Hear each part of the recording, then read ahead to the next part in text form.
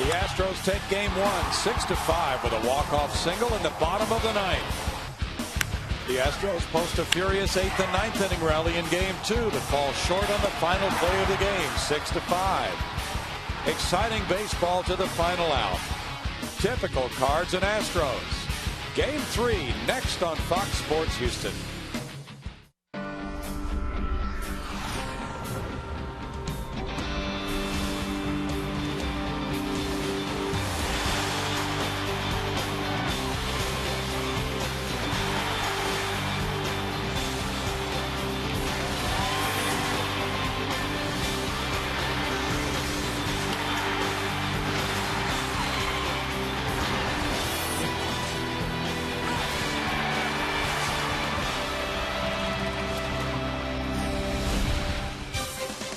Live from Minute Maid Park in Houston, Texas, Fox Sports Houston brings you Houston Astros baseball. Tonight, it could be another thriller. It's game three of this series between the St. Louis Cardinals and Houston Astros. Good evening, everybody. Bill Brown and Jim DeShays. We have watched two nail-biting one-run decisions. Each club has won, and now the deciding game. Who knows what we have tonight, JD? Yeah, it's been a lot of drama in the first two games of this series. The Astros looking for their second series win of the year. They're going to have to go through a red-hot Kyle McClellan to get it. But let's turn the clock back. Tuesday night, Michael Bourne with the bunt base hit there. Things kind of unraveling for the Cardinal bullpen. Late in that game. That's kind of been a story for the Cardinals so far this year, but ultimately Bill Hall delivers the game-winning hit, and it was time to party on the Astros infield. A come-from-behind dramatic win for the home team. Last night, another opportunity to do the same as the Astros made some noise against the Cardinal bullpen after falling down 6-zip through 7 innings.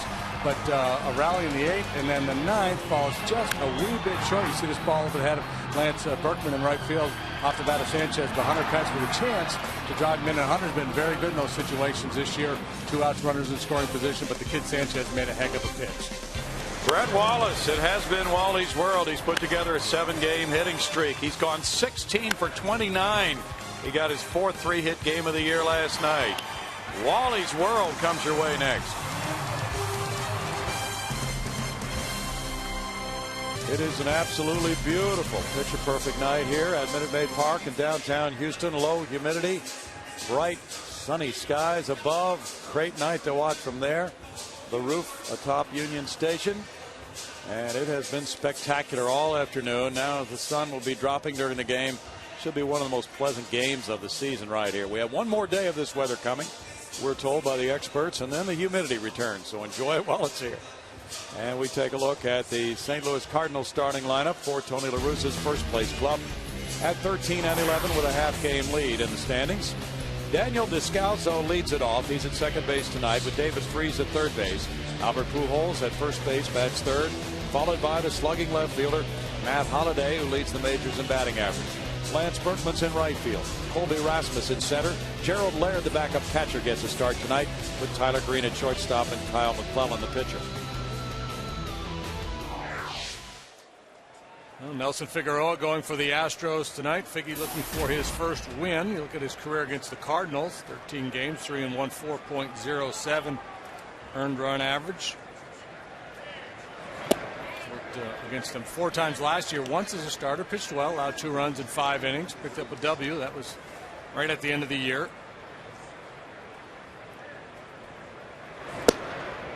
Gets a strike call from Ed Rapuano to even the count at 1-1 on Descalso. 256 for Descalso. Had quite a game in the opener of this series Tuesday night. 3 for 3 with 3 runs batted in. And that one a little bit up and in for ball 2. Figueroa, as JD mentioned, with that good start at the end of the season against the Redbirds last year, would love to get into that win column for the first time. It's been rough sledding for him. He's had one good start. That was at home. Fly ball left field corner. Carlos Lee takes care of out number 1. Figgy pitched well here against San Diego on the 16th of April, giving up 2 earned runs in 6 2/3, but did not get the decision. And a challenge for him against this club because the Cardinal team can really hit. Help will come from Leaborn and Pence in the outfield and infield of Johnson, Sanchez, Hall, who had the night off last night. Brett Wallace at first. Quintero will be behind home plate. Figgy working from the stretch. And working quickly here, trying to set an aggressive tone. He's up with that pitch to David Freese, the Corpus Christi native. Freese at 342. Has 2 homers, 11 runs batted in. Good looking young hitter in the early stages of the season with 3 hits in the series. That's on the edge, and it evens the count at 1-1 for Figueroa.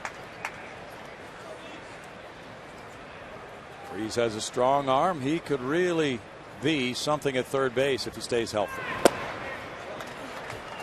2 through 6 all hitting 300 or better in this Cardinal lineup, except for a 3-hole hitter. Pujols. Oh yeah, Pujols that guy. He's only hitting 250. Bouncer Figgy. Over to Brett Wallace, 2 outs.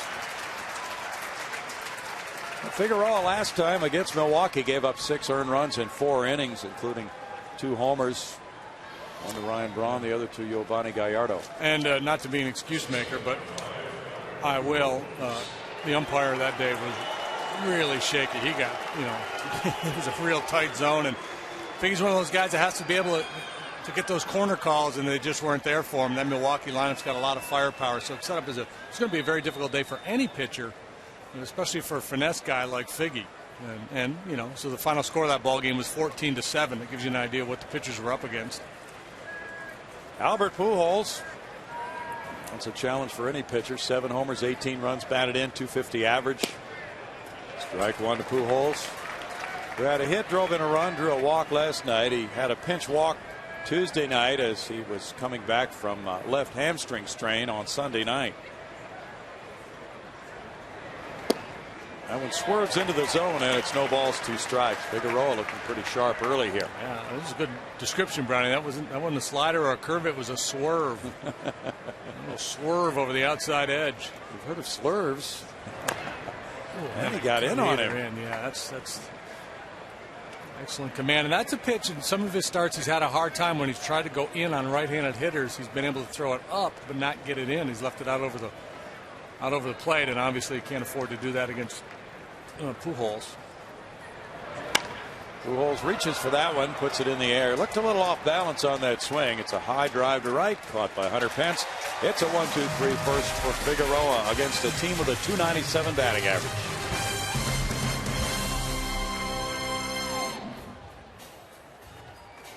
Michael Bourne in center field. Angel Sanchez shortstop. Hunter Pence right field. Carlos Lee in left. Brett Wallace at first base. 367 for Brett. Bill Hall at second. Chris Johnson third base. Humberto Quintero the catcher for Nelson Figueroa. Michael Bourne gets it started. McClellan moves it away from him. Ball 1. 291 for Michael. He has scored 18 runs. Driven in 7. 1 ball and 1 strike to Michael Bourne. A hard-hitting series between these two. Well, he sure has. My goodness. And Kyle McClellan has been awfully good this year. 3-0 with a .216 ERA, one of the best in the National League so far as he makes this move from the bullpen to the starting rotation. And so far, I guess you'd have to say it has been a seamless transition to 3 pretty solid years working out of the Cardinal bullpen. He has moved into that rotation and been very, very good. Now 3 balls, 2 strikes. His last outing technically was in relief because the storm was coming in St. Louis. Tony La Russa did not start him, but he started reliever Miguel Batista. Batista faced 1 batter, walked him, and then there was a rain delay, and McClellan then came in after that rain delay and worked 6 innings of 7-hit 2-run baseball. Pretty good relief. That's old school. Yeah. He's had 3 starts, technically all quality work.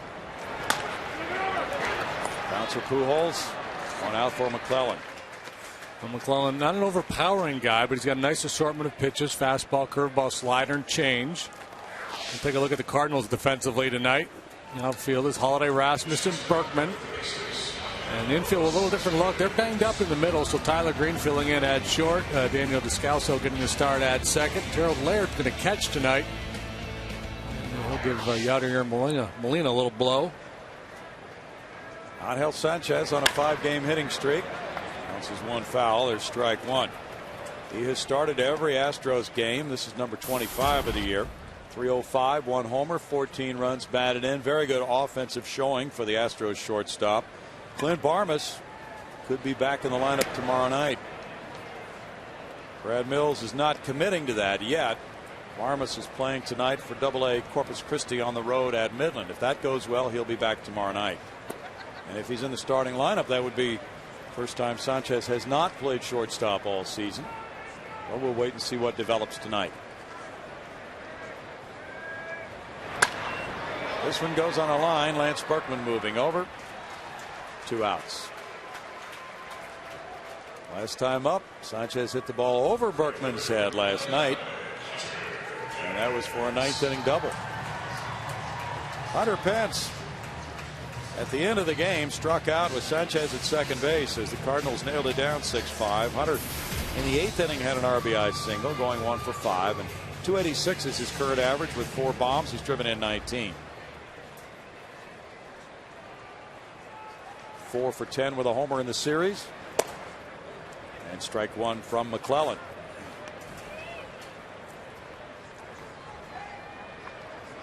Hunter's 4 for 11 against Kyle. It's a 1-ball, 1-strike count. Hunter's driven in 12 runs in 12 home games for the Astros. 3 homers in his last 7 games. Up the middle, and that shoots past a diving Descalso into center field for a 2-out single. He was really determined tonight around the batting cage. Oh, no, don't do that. Did you see the Ryan Braun episode? What happened? There was a young woman in the stands who made a marriage proposal via a sign that was shown on Milwaukee television to Ryan Braun. She put her phone number on there. She got 200 and some odd and that's voicemails. That's not a good idea. No. Carlos Lee in the air and on the right side. Descalso comes over toward the line for the 3rd out. No runs a hit and a man left. It's 0-0 after 1.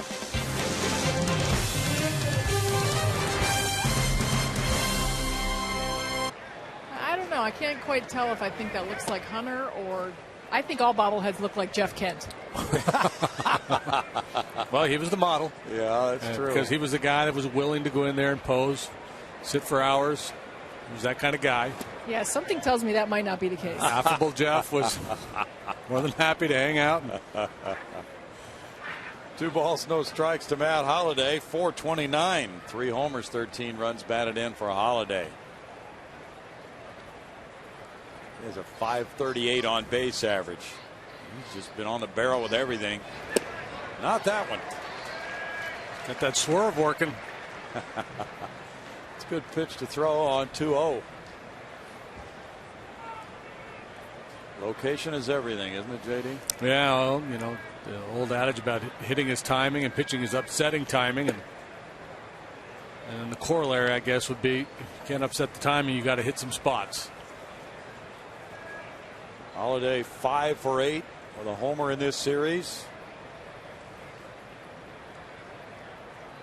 He's on base 7 straight plate appearances. Hits that one off the end of the bat. That makes it a 3-2 count to Matt. Holliday, a lifetime .319 hitter with an OPS of .936, and a lot of folks thought that was a product of playing in Colorado. And to a certain extent it was, but he put up monster numbers in St. Louis last year. 312, 28 homers, 103 driven in. And he draws a leadoff walk. Lance Berkman follows. You have Figueroa, who last year had a 3.29 ERA for 93 innings with Philadelphia and Houston. Just trying to get it going. He had that one good start we've talked about here against San Diego. But if he could do a job tonight against this hard-hitting Cardinal lineup, that might be a shot of confidence for him. Berkman with a 385 average, 3rd best in the league, has 6 homers. He's driven in 17. There's ball 1 to Lance, who's 4 for 9 in this series with 2 runs batted in. When we look at Nelson's game-by-game breakdown, you know, he's been up against pretty good lineups. The Padres obviously don't hit a lot. Bill Hall gets it to Sanchez and on to Wallace. Double play, 4-6-3. Continuing a trend from last night's ball game. The Astros turned 5 last night? Yeah, 5. That was the most they had had since a game in 03. It's trying to yank one through that hole on the right side. Not able to pull it far enough. And a nice tidy 4-6-3 double play. Clean up that leadoff walk. Sanchez the middleman. Now it's Rasmus. So anyway, let's talk about Figueroa and his game by game. First start is against the Reds. Real good lineup. Cubs, pretty good lineup. Then San Diego, not so much. And then Milwaukee. And now St. Louis. So true. Lots of timing is really important in this game. You go through as a starting pitcher, sometimes you get into a nice run where you're up against some of the softer lineups. Other times you're just facing one group of thumpers after another. Cuts that one inside. It's 3-0 to Rasmus. Well, this Cardinal team is a test for just about anybody right now. Leading the league in on-base average, slugging percentage, total bases, doubles, second in run scored. Good pitch there, makes it 3-1. Rasmus has a quick bat. He's good inside. He can handle that inside fastball pretty well.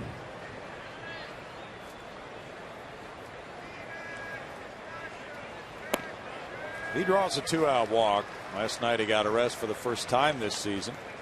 Rasmus is aboard for Gerald Laird.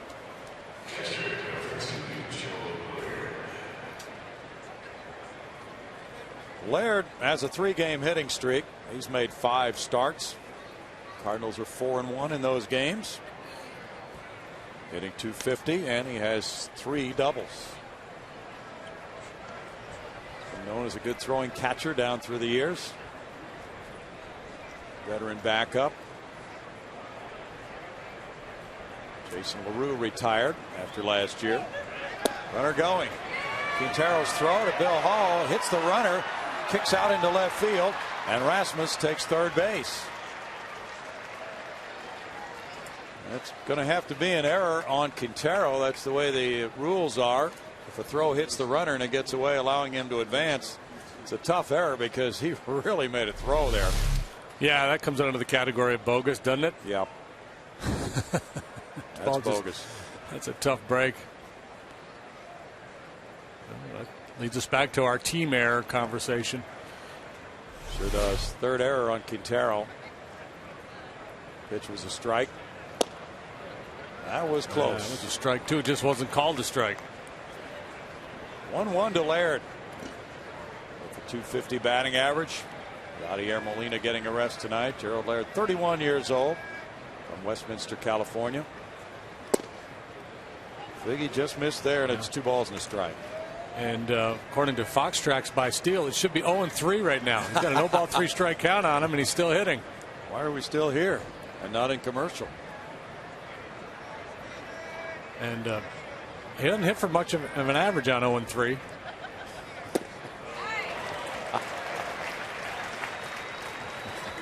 Two balls, 2 strikes. Got Laird to swing at that one.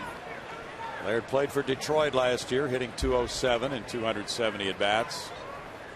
He first came to the big leagues with the Texas Rangers in '03. And he's off balance on that one. Pops it up. Bill Hall out behind second. Good work by Figueroa. No runs, no hits, 1 error, 1 left, no score. It's been a popular night here at the ballpark. Brett Wallace on a 7-game hitting streak. Looks at ball 1. Former Cardinal first-round pick. Checks in at .367. With 1 homer, 9 runs batted in.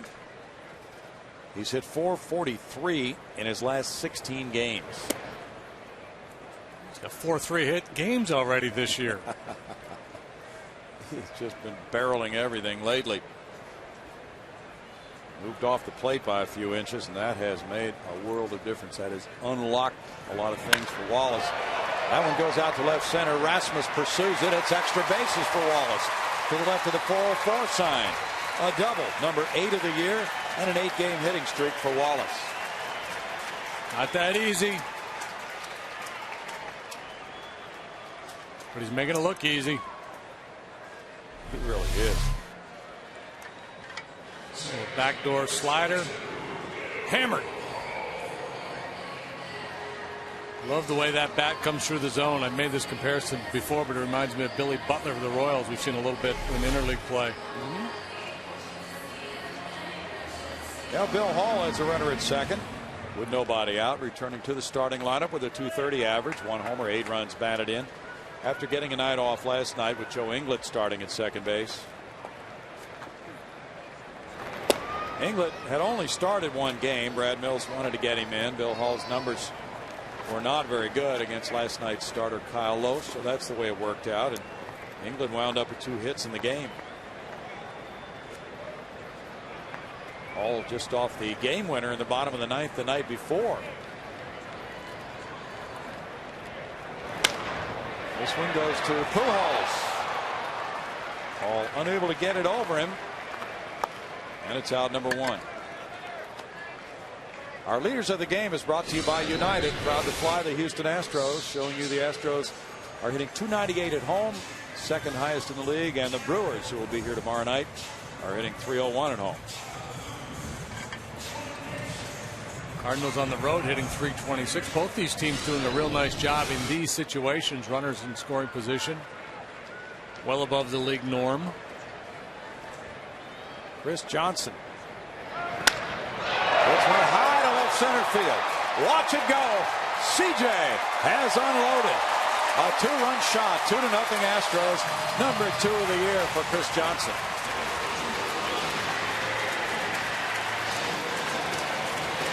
Boy, how good did that feel?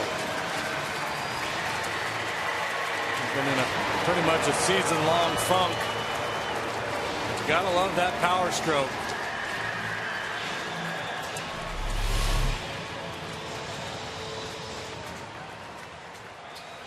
Fastball moving in on him, but he gets the hands in, the barrel out, right below the train.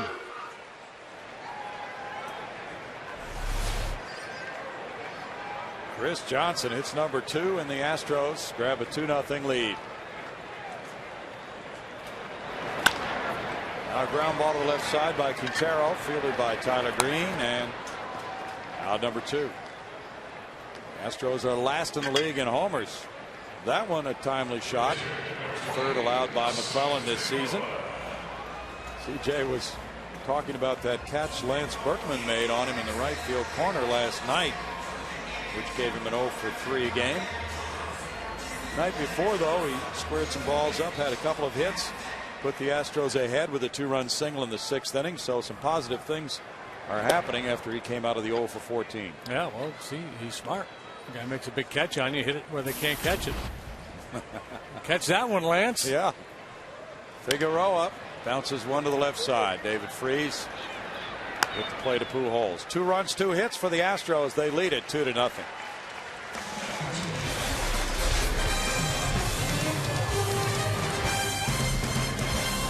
Weekend down in Baytown. It's the NHRA Spring Nationals at the Royal Purple Raceway, and I am joined out here with the defending champion Matt Hagan. And Matt, I know this is a great event for you. Obviously, you got your first win there last year. Tell us a little bit about the event. You know, it's great. Houston's been good to me. I kind of swept Texas, so hoping to do it again here this year. It's great to come out here and throw out the first pitch this weekend. Really looking to meet some new fans out there this weekend. Come out, have a good time. Every ticket's a pit pass, and it's just going to be a great time. Well, tell us about you out there throwing out that first pitch. You look like this is something you've done before. A little athletic. Maybe you can do some things outside of a car, clearly. Well, I try, but, you know, it's like anything. Your blood still gets to pumping out there, and you got to calm yourself down. And at least I didn't bounce it this time, so I'm just really honored to be able to go out there and do that. And, you know, it's something I'll remember forever. Tell us a little bit about the Royal Purple Raceway and what fans can expect out there. Not just the race, but there's a lot of things going on. This is a good family event. Absolutely. I mean, you're going to see an 8,000 horsepower race car going over 300 miles an hour in 4 seconds, so it doesn't get any faster. Bring your earplugs because it's awful loud and it's a lot of fun. Like I said before, every ticket's a pit pass. You come out, you get to hang out. We'll sign some autographs. You know, bring the kids out. We'll put them right up beside the race car. You know, so it's just a great event, and it's really going to be a good time. Well, I know there's also some car shows, some meet and greets. And like you said, the pit pass, that's not usual on a racing circuit to be able to have that kind of access. Yeah, I mean, it's like anything. The different circuits and stuff, you can't get that close. Here, you can get right beside this diehard funny car, and you can smell the fumes, and you'll see your eyes watering and choke you up. But it's just all about how close you want to get. So come on out. We're going to have a great time, and hopefully we'll be celebrating a win with everybody at the end of the weekend. All right. Well, good luck to you. Hopefully you'll get a repeat. And for fans, if you guys want tickets, just go to RoyalPurpleRaceway.com. Come check Matt out. It's going to be a great weekend for everyone, guys. All right, thanks, Patty. Tyler Green hit the fly ball to center. Now Kyle McClellan has a 1-1 count. I'll take Mrs. Doubtfire in that race.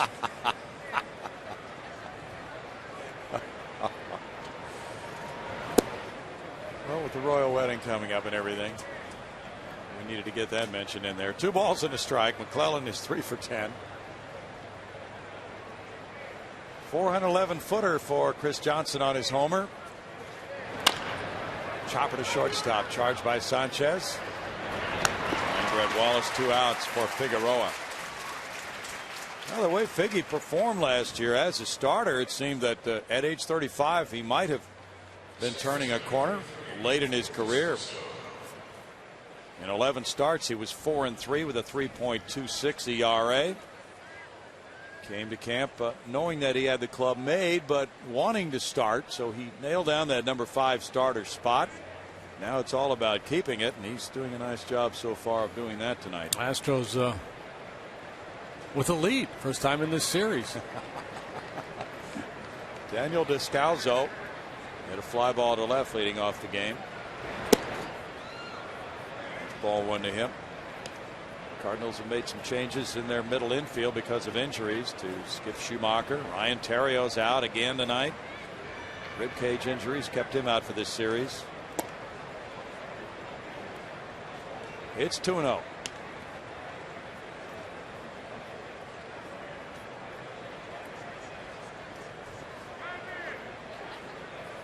Redbirds move on to Atlanta next. The Astros play Milwaukee here, and it's 3 balls, no strikes. Brett Myers goes tomorrow night for the Astros against the hard-hitting Brewers, and Sean Markham. It's 3-1. Brewers came into today with the top 2 RBI men in the majors. Prince Fielder with 23, Ryan Braun with 21.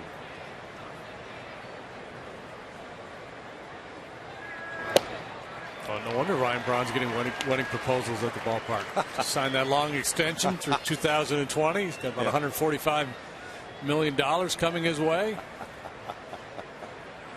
Apparently he tried to call the lady and tell her that he already has a girlfriend. But her voicemail box was jammed. A strikeout, first of the night for Figueroa. Keeps him in the lead, 2-0. Should he be hit by a ball during play, they had a ground rule.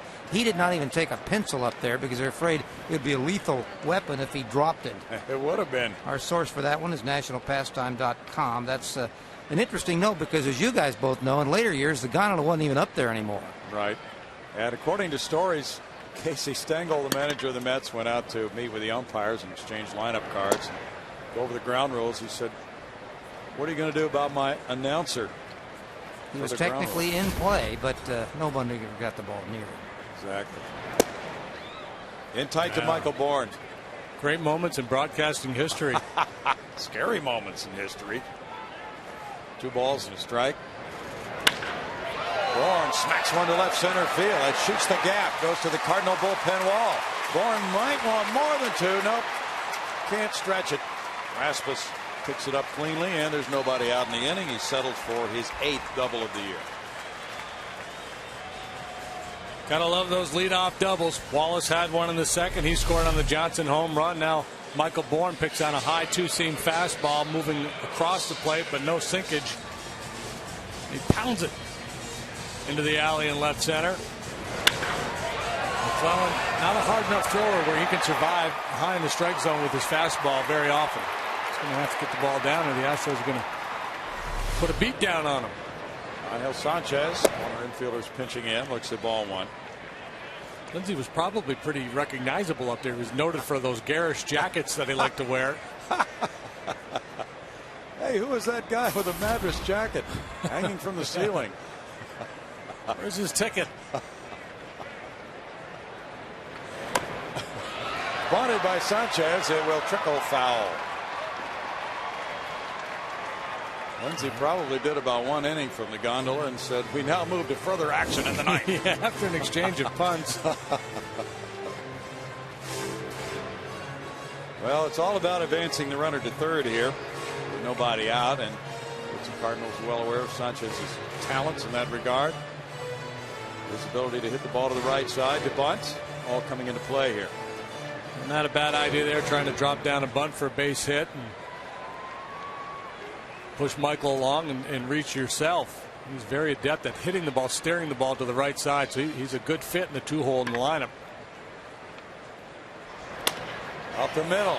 Michael breaks for third. Will make it easily on the Tyler Green play. And that's what having speed and getting a jump can do. A rule of thumb for a base runner: ball in front of you, stay put, ball behind you, go ahead and go. But sometimes on a sharply hit ground ball, if it's right at you, just behind you, shortstop could still make a play on you, but not with Bourne's speed. Sanchez does his job, and Hunter Pence has a runner at third and one out. He hit a sharp single into center field in the first inning. Albert Pujols way off the first base line. Infielders run in. And it's a nice block by Laird, ball one. Well, that is textbook. Taking that one off the protector with the chest leaning forward. Yeah, you got to get the catcher's mitt out of the way a lot of times and try to pick it. That's when you mishandle it. Infielders start back. Now they're coming in on the right side only, and there's a line drive to left. 3-0 Astros. Pence with an RBI single. He is punishing the baseball tonight. That's his 20th run batted in for the club leader.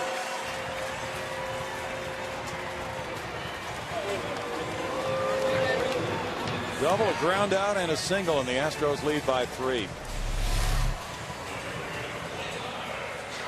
That time McClellan up a little bit with a breaking ball.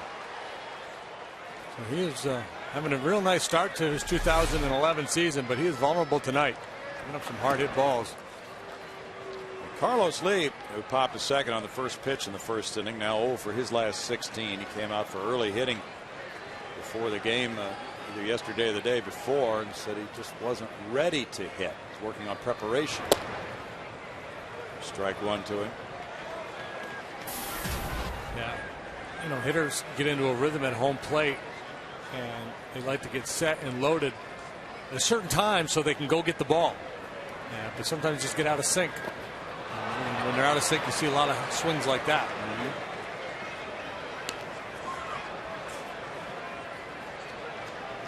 So if you watch, if you ever get out to see the Astros take batting practice, you'll see hitting coach Mike Barnett actually move from one side of the cage to the other side of the cage, so he gets a bird's eye view looking directly at the hitter. I've never seen any other hitting coach do that. I haven't either.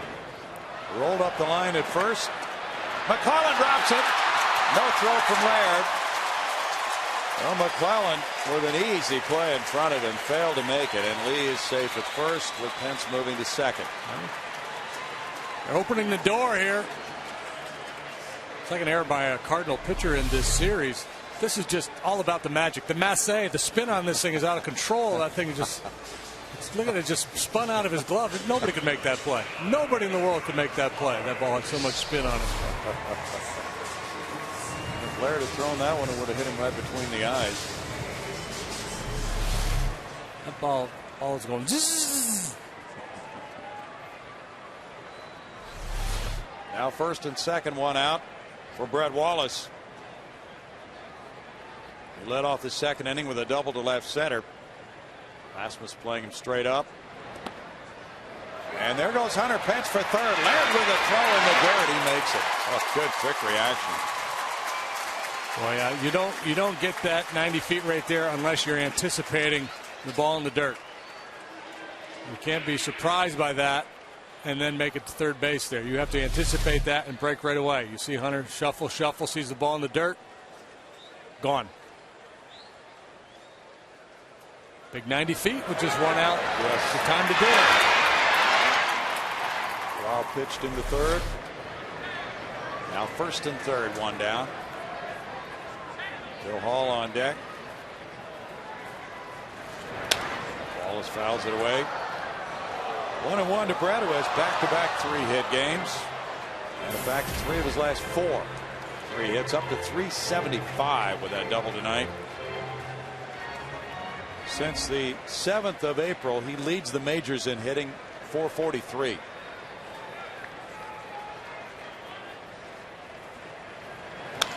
Cardinals traded him to Oakland in the Matt Holliday deal. He has come back in head-to-head play with St. Louis to get 13 hits and 22 at bats. McClellan continues to work up in the zone with that fastball. I think he's asking for trouble up there. Well, you pointed it out earlier. That really has not been his style. He likes to get the ground balls. Curveball may be his best pitch. With 2 strikes, he likes to try to finish hitters off with that curveball.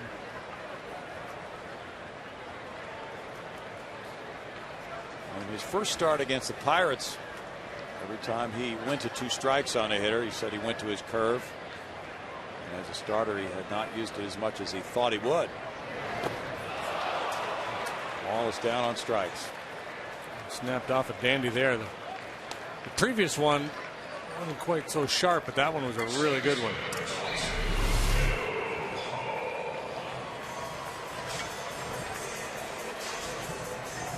Laird takes it on the short hop. First strikeout of the night for McClellan. Now it's Bill Hall. Hall hit a looping liner to Albert Pujols first time up. Kyle McClellan, 25th round draft choice of the Cardinals in '02, is from the St. Louis suburb of Florissant. 26 years old. He signed out of high school and worked primarily as a starting pitcher early in his minor league career, and then transitioned to the bullpen 2007 thereabouts. Came to the big leagues with St. Louis in '08, and pretty sturdy guy for them out there in the pen. 75 innings last year. Runner going. Carlos Lee without a throw. Nobody going to cover. Will move into second base. Carlos Lee takes off and steals it.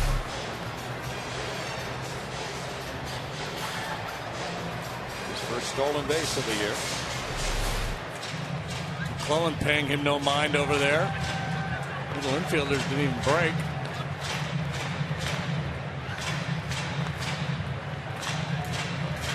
Another man in scoring position with a 1-1 count on Hall. McClellan said that he always tried to use all of his pitches in relief because he always had it in the back of his mind that he wanted to start, so he welcomed this opportunity with the injury to Adam Wainwright. He was a candidate for the rotation last year, had a very good spring, but lost out to Garcia, and that worked out well. Garcia had a heck of a rookie campaign last year. 44 pitches for McClellan.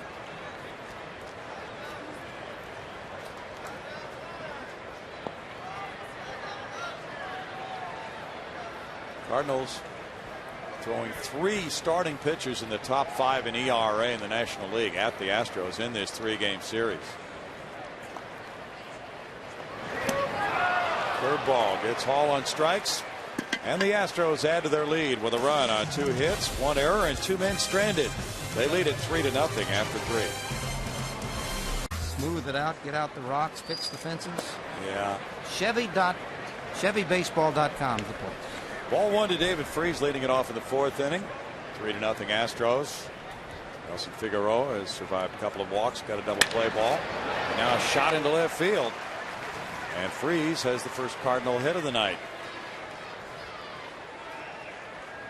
With Pujols and Holliday behind him. And just like that, the no-hitter is gone.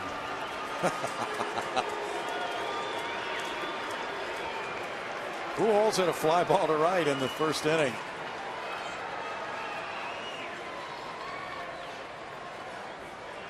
Toronto got 3 in the 9th and 1 at Texas today, 5-2.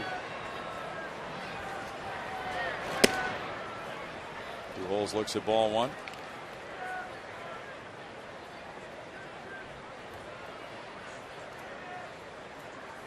Frank Francisco, the former Ranger, won that game for the Blue Jays, beating Darren Oliver. Fly ball to right. Hunter Pence. One down.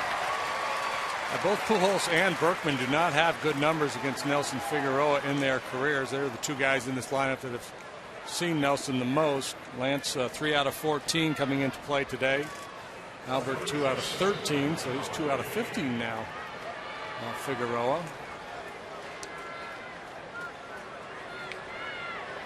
Matt Holliday drew a leadoff walk in the second inning.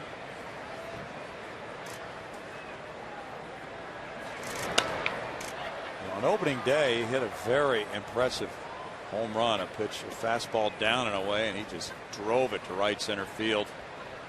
And then he promptly missed the next 7 or 8 games with that appendectomy.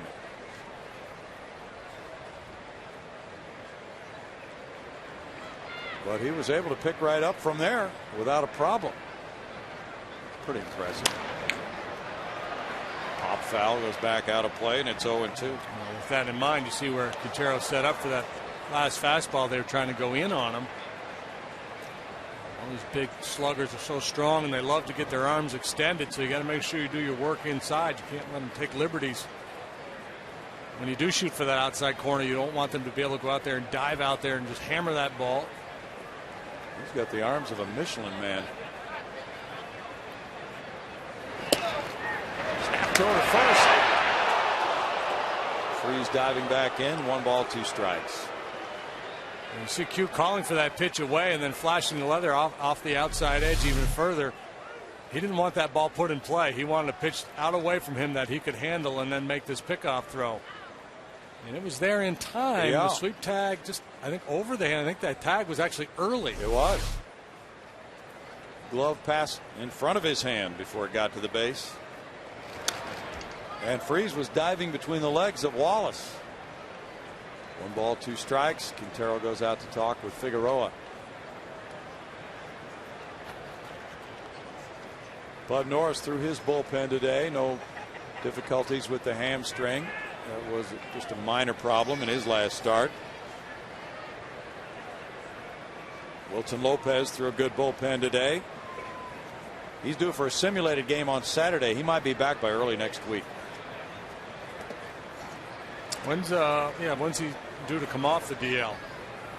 Not before the homestand ends, correct? Correct. Check on that date. But yeah, that early next week would be a good target to shoot for.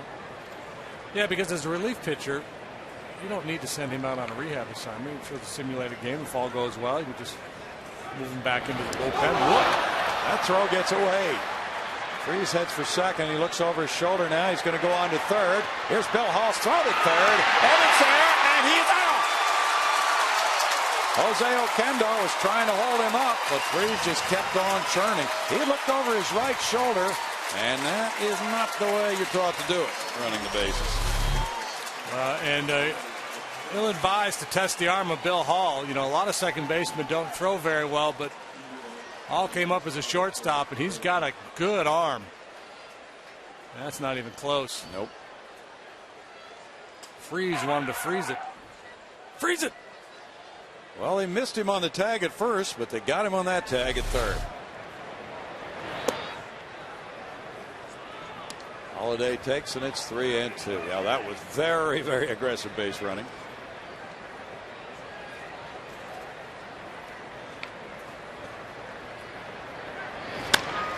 Fly ball to right field. Hunter Pence moving over toward the line.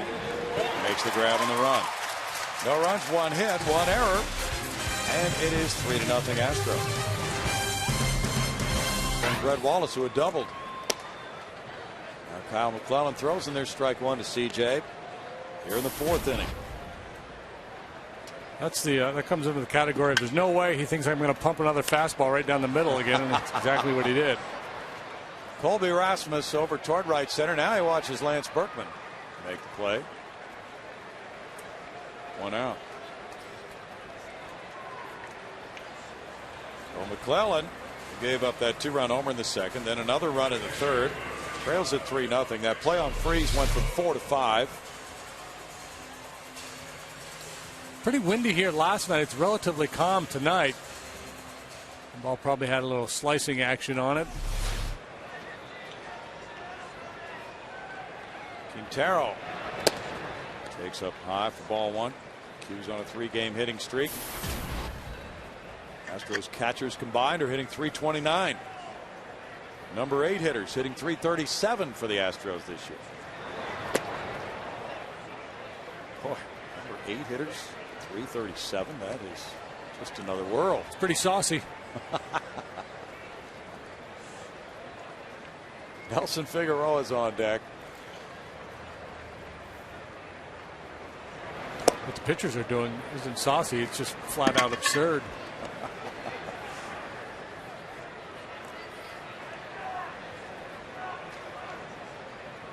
.349 for the Astro pitchers. Broken bat. It goes to left field. Holiday's underneath. 2 outs. The barrel wound up out at shortstop. Still hit the ball a good long ways. Yes, it did. Gorgeous night out tonight. Oh my goodness, it's just perfect.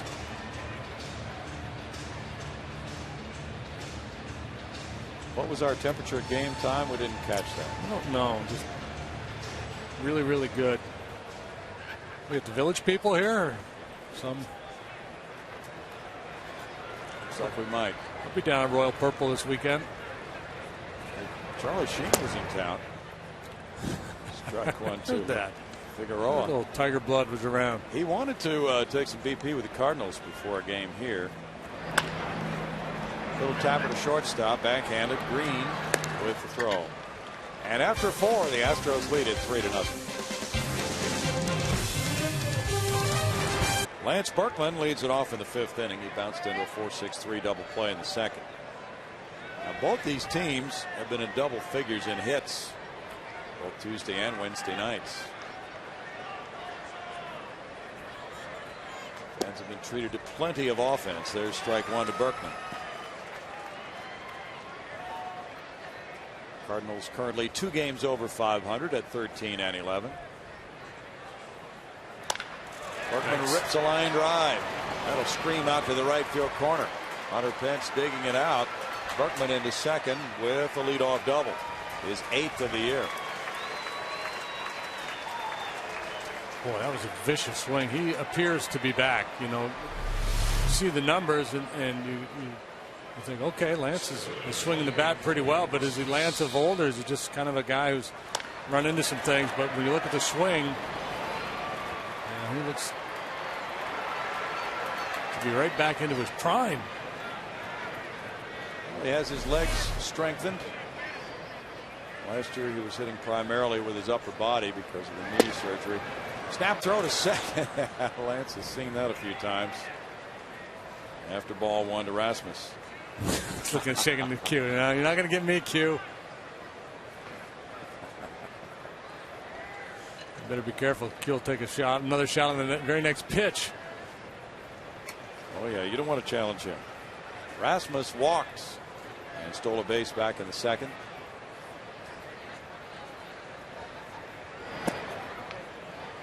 Lays off that pitch for ball 2.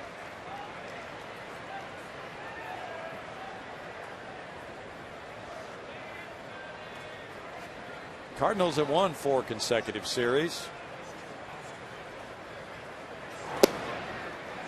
Strike there makes it 2-1. Brad Mills was talking about Nelson Figueroa's fastball, and that was a good example of what he said before the game. Now, like any other pitcher, he really needs to be precise with it, to throw it for a strike, but not catch too much of the plate. Well, that time it was, the 2-0 pitch there was on the plate, but down around the knees, had a little run on it. But I think what he's done well tonight is early in the game he established breaking ball in fastball counts. He was throwing 2-0 sliders or swerves, and that kind of allows you to sneak that 2-0 fastball by a hitter every now and then, because they start to think about the off-speed pitch coming in those fastball counts. That's his 3rd walk. We go to Patty Smith. Patty. All right, thanks, guys. This is Carla from the Japanese Chiropractic Association. These are our good friends. They come out here every single year. And, Carla, you've got a great group of about 80 people out here today.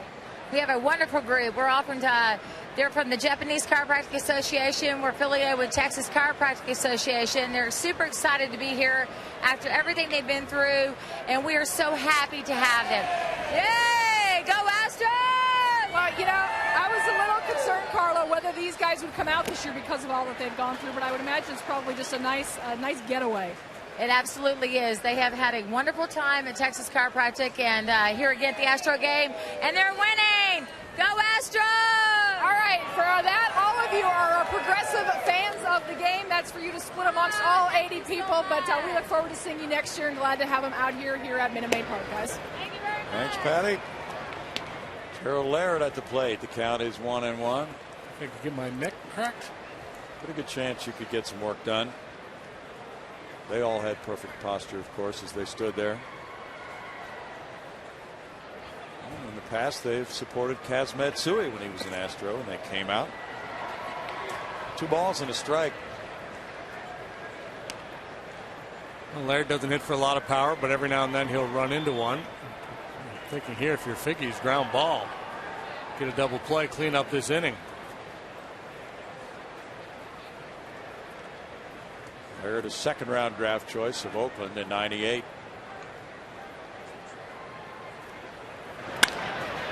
Line shot to center field. Berkman's being sent home by Oquendo. Throw from Michael Bourne cut off by Wallace. Berkman scores, and it's 3-1.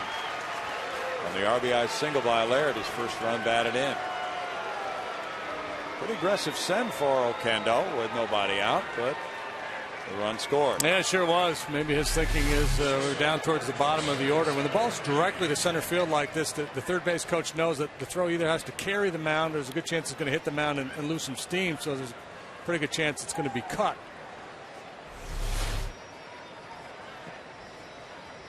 Laird drives in the run. Oquendo now paying his attention to Rasmus at second.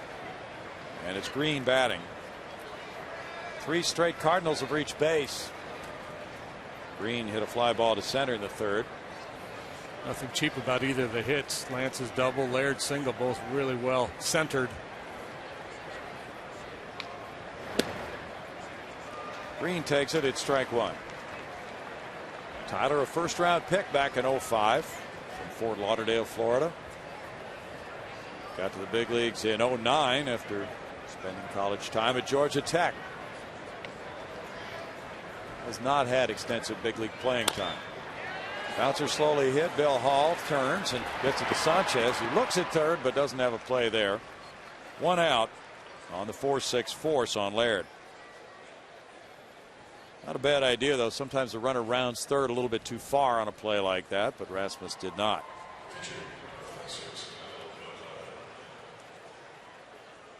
Yeah, and what some middle infielders will do when they're trying to backdoor guy in a play like that, they won't look and hope to see he makes a big turn. They'll just throw it there automatically because sometimes it's just a matter of a step or two around the bag. That's when you get that out. True. Kyle McClellan is around to bunt. Now he pulls the bat back and squares again, pushes it. Figueroa takes the out at first, and it's a sacrifice for McClellan. Green to second base, 2 outs.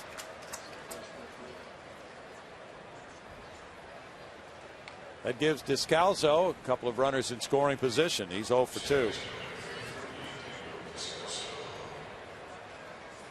He had a most impressive night, as we were mentioning Tuesday, going 3 for 3 with 3 runs batted in. He was hitting in the 8th spot in the order, and he had 2 doubles and a triple. Cardinals drafted him in the 3rd round in '07.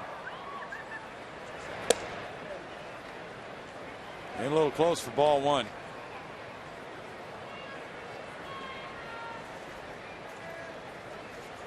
Tampa Bay rolled over Minnesota 15-3. Ben Zobrist had 8 RBIs in that game. Ooh. It's part of a split doubleheader. Game 2 now. They're in the 4th inning, and Tampa leads 3-0 up in Minnesota. If somebody gets hurt for the Rays, Joe Maddon's probably going to go off on a tirade because he's already said that was just an invitation to injury. Day-night doubleheader. He really detests that scheduling. Players get fired up. They play for a few hours, then they sit down for a few hours, fire it up again. 2 balls and a strike. I was on a team in the minor leagues that once played a triple header. Oh no! How did that scheduling go?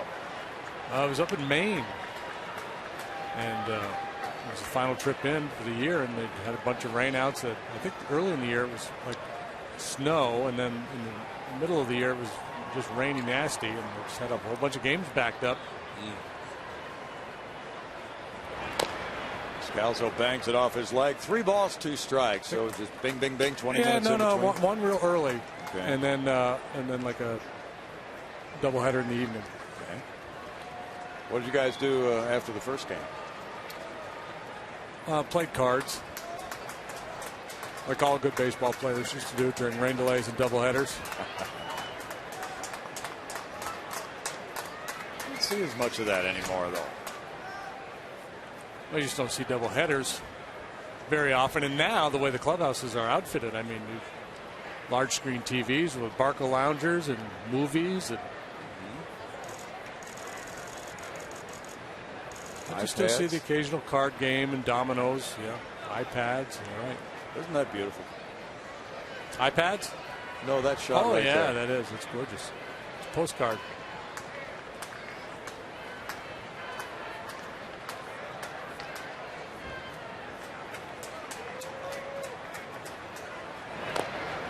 Another foul ball keeps Descalzo in the count at 3 balls, 2 strikes. I've been trying to work him inside with that cutter.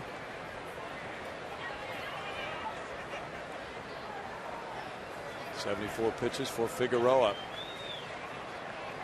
Seattle down Detroit 7-2. He got him. Ed Rapuano rang it up. Figueroa hit his spot with that fastball. And the Cardinals came up with a run on 2 hits. They left 2. Figueroa made the big pitch of the inning to end it. 3-1 Houston. Cardinals just got a run in the top of the 5th. The Astros lead at 3-1 with Michael Bourne leading off the bottom half. Kyle McClellan is high with that one, and it's ball 1 to Bourne, who doubled to left center in the 3rd and came around to score on a single by Pence. Off-speed pitch works for McClellan, and he evens the count at 1-1. Rookie sensation Michael Pineda of the Mariners won that game at Detroit. He struck out 9. That inside corner is kind of floating tonight. That Pineda kid, boy, you get him and King Felix 1-2 in a rotation. They're with him. Holiday back and left, and he catches up with it. 1 down. We go to Patty Smith.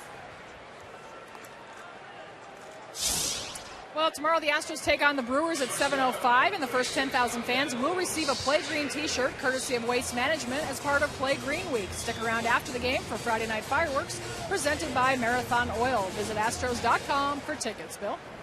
Thanks, Patty. And tomorrow, Chris Johnson's going to be visiting some school kids. Ground ball, Sanchez up the middle. Tyler Green. Speaking of Play Green. Yeah. You know, Greg had a good idea. He said in honor of Play Green, the Astros and the Cardinals should play this game with just 1 baseball.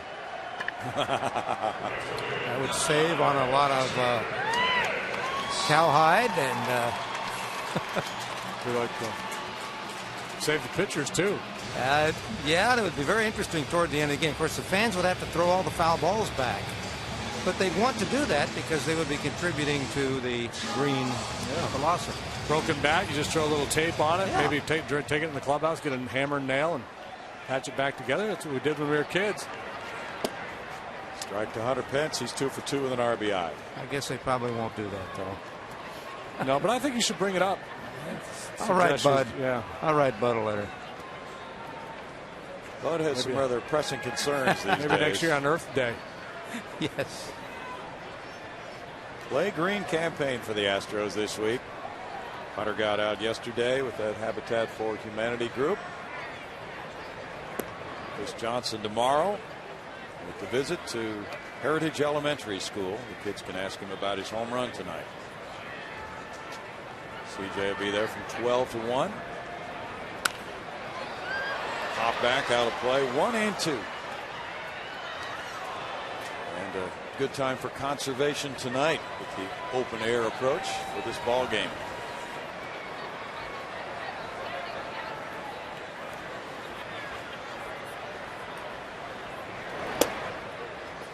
It's 2 balls, 2 strikes to Hunter. Ryan Vogelsong won for San Francisco 5-2 at Pittsburgh. His former club, isn't it? Yep. He hadn't pitched in years in the big leagues. 3 balls, 2 strikes. And the Giants won that game with save number 7 from Brian Wilson. How does Beard do? Don't know. Somebody must have feared it. There's a 2-out walk. Hunter's on for the 3rd straight time. Well, McClellan's actually settled down nicely. The Astros had him on the ropes in the 3rd after scoring their 3rd run. Had runners on 2nd and 3rd, just 1 out. And he struck out Brett Wallace, Billy Hall to finish that inning. Just walked to Hunter, the first base runner he's allowed since then. Carlos Lee 0 for his last 17 now, trying to get going the other way. Reached on an error his last time up. Hunter draws the throw. Yeah, a little bit of an advantage in the running game with Molina not catching, but Laird throws well.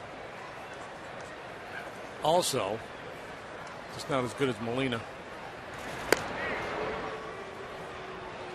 Laird, I think about 36% caught stealing for his career. That's a pretty good number. It is.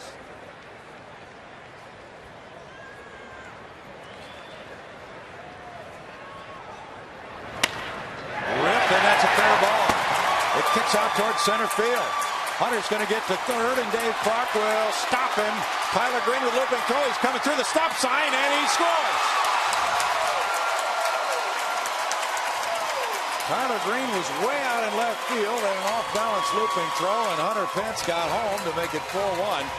On the RBI double by Carlos Lee. It's interesting to contrast Tyler Green with Nick Punto. Punto, when he played short the other night, went out and made a couple plays on caroms on balls down the line, and he got to the ball in a hurry. I'm sure this one kicked out a little bit further. Clark throws up the stop sign, but Hunter pretty much already committed.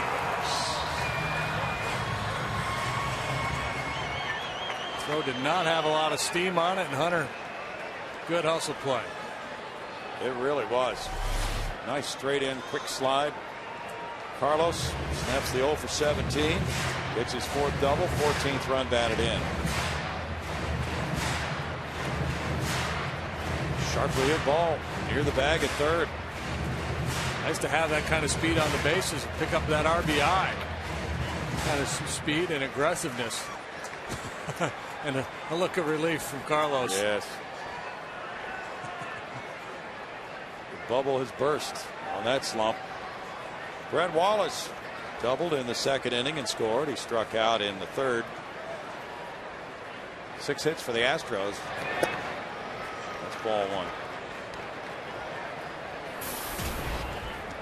Well, the questions were starting to arise for the manager, Brad Mills, about Carlos. And he said, no, it's not time to move him in the lineup. Too early in the season for that. Bouncer to 2nd. Descalzo over to Pujols, and the 2-out rally starts with a walk, continues with a slump busting double for Carlos Lee. It's now 4-1. Now Freese leads it off in the 6th inning. He singled in the 4th to get on. He's 1 for 2. And you see that base running all too much at the major league level. The guy's going from 1st to 2nd. The play is behind him. He's trying to look over his right shoulder. He has a 3rd base coach who's looking right at the play. All he has to do is glance a little bit to his left and pick up that coach, who will help him. 1-1. Kids these days, they don't want to be told anything. I'm telling you. I don't have this independent streak. I know what I'm doing. I can do it. It just drives you nuts.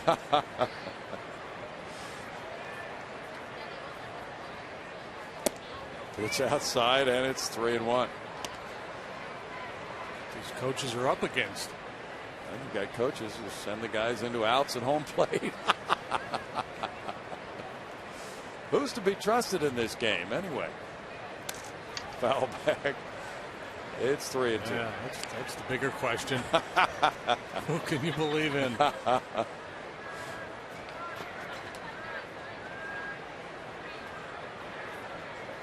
Figueroa with a 4-1 lead has surrendered 3 hits. Laced into left field. Freese has been right on a couple pitches tonight. He's looked pretty good at the plate in this series. If he can stay healthy this year, the Cardinals could really have something in him.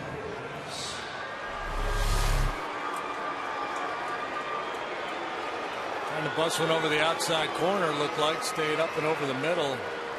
Good looking swing.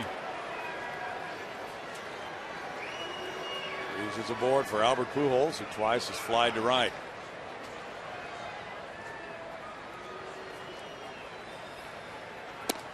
Ball 1 to Albert. It's a huge inning for Nelson as he works in the 6th inning. All quiet in the Astros bullpen right now. But if he can get through this 6th, this fat part of the Cardinal batting order unscathed, he'll be in great shape. Top foul. Pretty much be assured if he gets through this 6th inning with a 4-1 lead, he will not get a loss in this game, because if he gets in trouble, it'll be bullpen time. Jay Happ went 5 innings last night. He gave up 2 runs. He came out of the game after throwing 101 pitches in that game.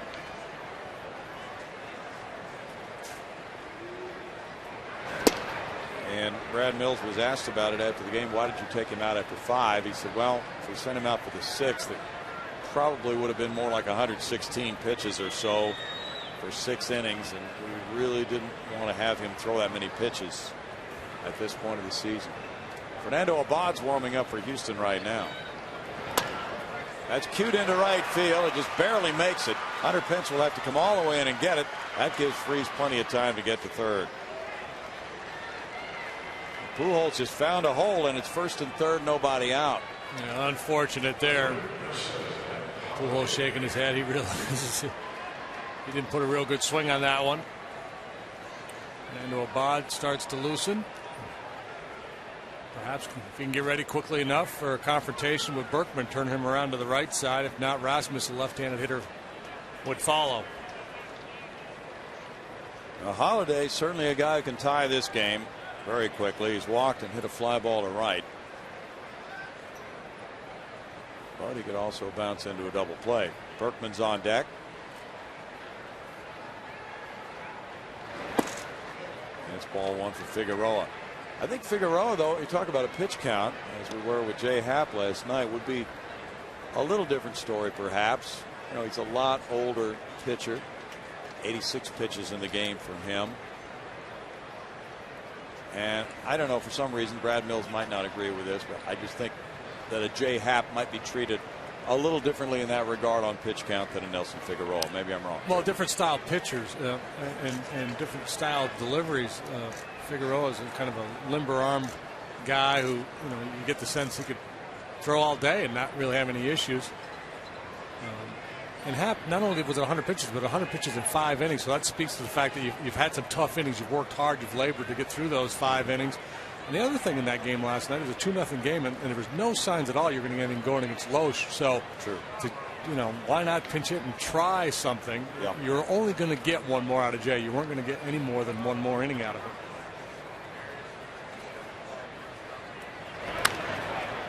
It was upstairs, and it's fouled away. 1 ball, 1 strike. And, this is where Brad Arnsberg comes in, and his experience, knowledge of the pitchers. When is somebody tiring? When is he apt to make a mistake, hang a pitch?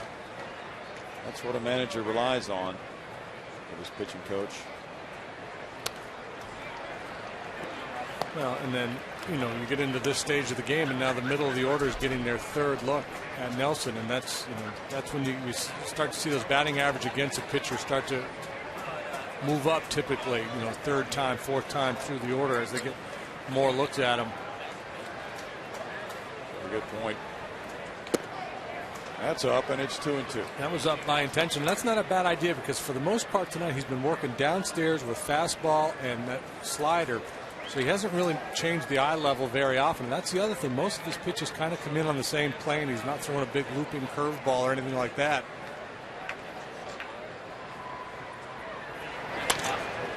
Popped up. Wallace over. Running out of room. Unable to get to him. Close to an out. The little voices in the heads on that one would have been fun, because Holliday's little voice is screaming, "Get out of here," and Figgy's little voice is screaming, "Stay in here." We'll have to throw this monster another pitch. And he is too. He's one of the best hitters in the game, obviously, and he's hit .326 lifetime against the Astros.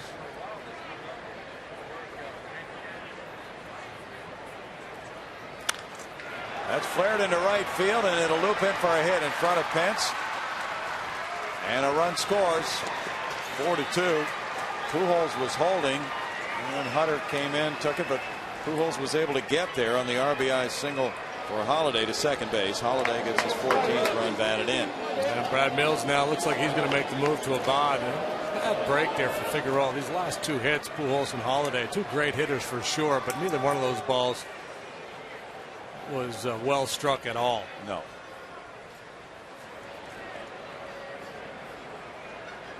So heavy lifting for the bullpen again tonight. Nonetheless, Figueroa had 3 hitless innings to start the game. He leads with a lead of 4-2. This call to the bullpen is presented by Verizon Wireless. Abad is on his way. More in a moment. The Astros leading. Cardinals have put 3 straight on here in the 6th on singles. They have runners at first and second with nobody out. Nelson Figueroa leaves the game. Lefty Fernando Abad coming in to turn around Berkman. Yeah, Brad Mills wants the advantage here. Critical time in this ball game, so he brings in his one lefty. Turns Berkman around to the right side, and then left-handed hitting Colby Rasmus to follow. The numbers for Abad are solid. 1-1, 2.89 ERA through 13 ball games.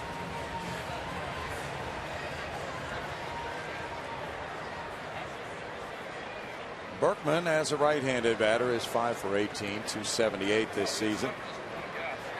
Lance ripped a double to right field in the 5th inning batting left. He's 1 for 2 in this game. Abad, not your true situational lefty on lefty type pitcher.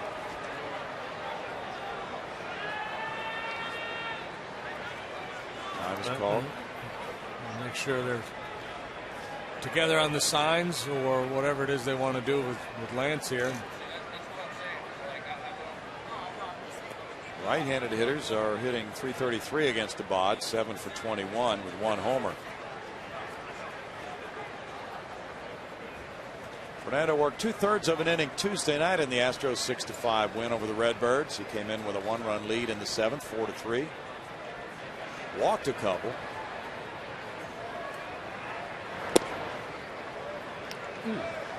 Looked like it came into the zone. I'm pretty sure that was in the strike zone. Had a lot of movement and fooled Ed. 1-0 to Berkman.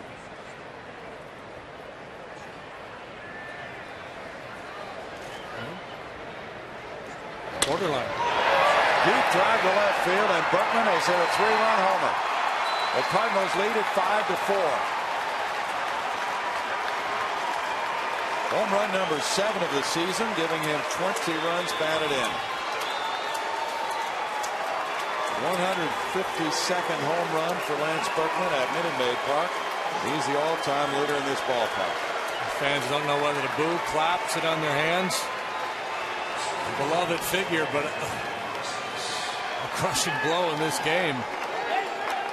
Lance last couple of years from the right side, very unproductive, but he's strong. You know, the year he was in the home run derby here during the All-Star game, he did it from the right side. He gets into a groove with that right-handed swing. He can hit it a long way. The swing is much more polished as a left-handed hitter. It's a prettier swing, but if he runs into one right-handed, he can hit it a long way. And he gave the Cardinals a 1-run lead with Rasmus at 0-1 in the count now. Well, Nelson Figueroa in 5 innings plus allowed 6 hits, 4 runs, walking 3, fanning 2. He gets a no decision. Abad now is on the hook. Berkman's run belonging to him. Line drive by Rasmus into right field. And he's on for the third straight time after drawing 2 walks. That's 5 straight Redbird hits here in the 6th inning.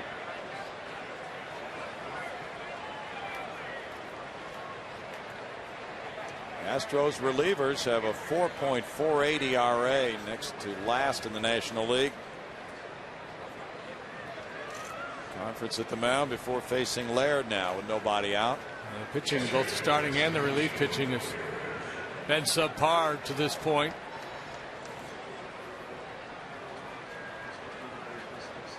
He could have had a win, but Figueroa gets an ND. Sometimes you need a little help from your friends, and it didn't happen for him tonight.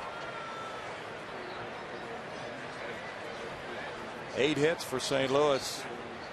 Gerald Laird got one of those, and he drove in a run in the 5th inning. That was the first Cardinal run of the night. 8 hits. First hit didn't come until the 4th inning. Single by Freese in the 4th, and a double single and a walk in the 5th before this run here in the 6th.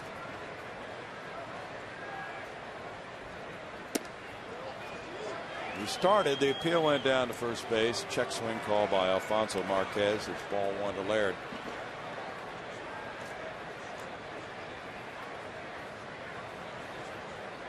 Well, Abad 5 times had come in and protected leads prior to this game tonight.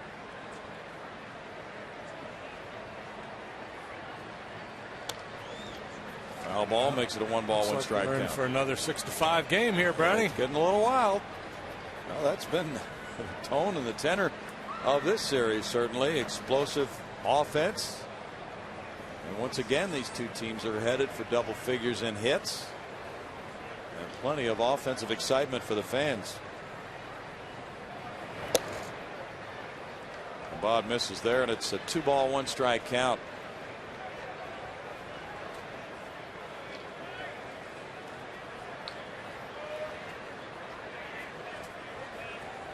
Cardinal bullpen had a rough night last night, giving up 5 runs to the Astros in the last 2 innings of that game. It's 2-2.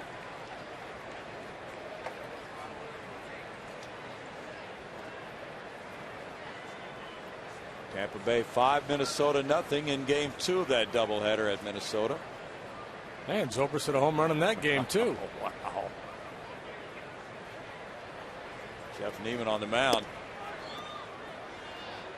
Now it's a 3-ball 2-strike count to Laird.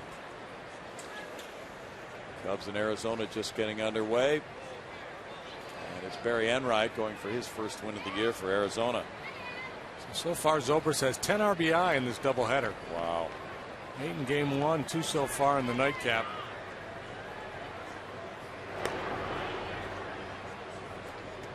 Rasmus stole a base earlier, his 3rd of the year. I don't know what the record for RBIs in a doubleheader is, but didn't Mark Whitten drive in 13 in a single game once or something like that? I think that was a doubleheader. Well, that was a doubleheader. I was going to say, my goodness. Here's what the Cardinals said. It's ball 4. And the string of Cardinal base runners continues. That's 6 in a row who have reached base. Brad Arnsberg is coming out for Abad. Tyler Green due up next. Then the pitcher's spot.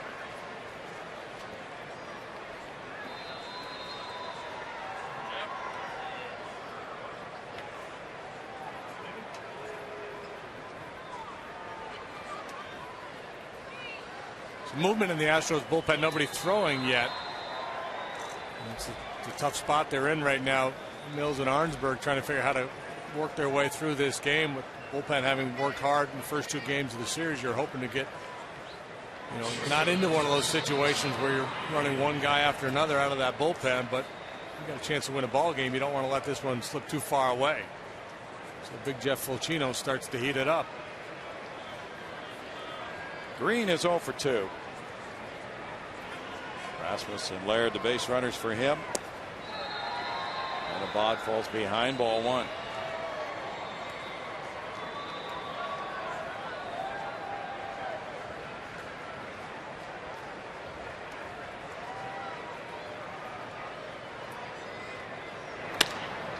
Slowly hit grounder. Sanchez back to Bill Hall for the force play there. Good play to get Laird That's one out. Runners at first and third with Green reaching and Rasmus taking third.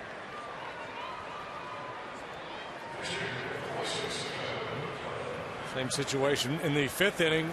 McClellan dropped down a bunt, a sacrifice bunt, put runners on second and third for Descalso. Figueroa was able to strike him out to end that threat. We'll see how the Cardinals play it here.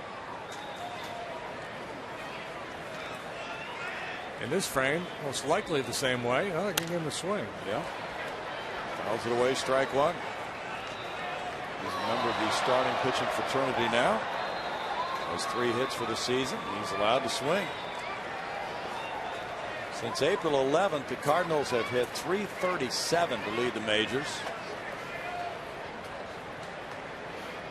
Mark Whitten got those 12 RBIs in a single game. Oh, he did. Wow. On the record, Jim Bottomley. Nate Colbert had a huge doubleheader one time. Okay, that's what it was. Padres. Whitten had 12 in the game and 13 in the doubleheader. Okay. So he got one more in the. And Colbert had 13 in the doubleheader as well. Okay. American League record is 11. Boy. Mr. Zobrist has a distinct shot at that. Squeeze.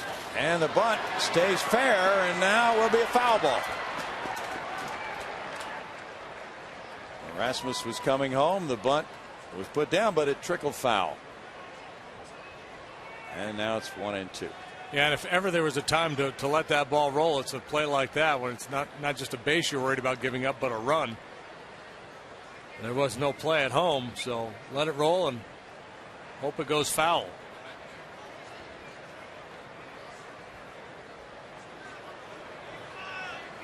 Cardinals have parlayed the 4 spot here in the 6th inning into the lead. With Lance Berkman providing a 3-run homer.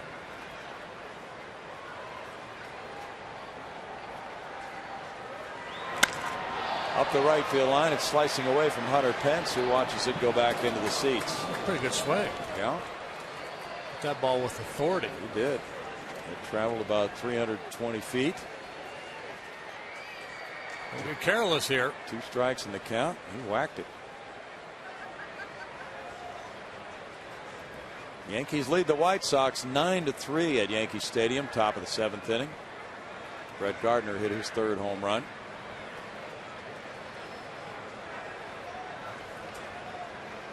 Sanchez and Hall are set up for a double play. It's high. 2-2 for McClellan. See where Major League Baseball is investigating Ozzie Guillen tweeting after he got ejected last night. In that game at Yankee Stadium. That's true. He's not allowed to communicate, right? I don't know that that's true. Apparently MLB has some rules about social media. Right. And you're supposed to, players and staff and whoever does it, they're supposed to stop half hour before game and resume at some point after the game. But it's kind of a gray area what happens to a manager when he's ejected. True. Probably pass a new rule, the Ozzie rule. Bouncer up the middle. Sanchez cannot flag it down. Rasmus trots home to make it 6-4 St. Louis on an RBI single for McClellan. It's his 3rd run batted in, and the Cardinals are having quite an inning here in the 6th.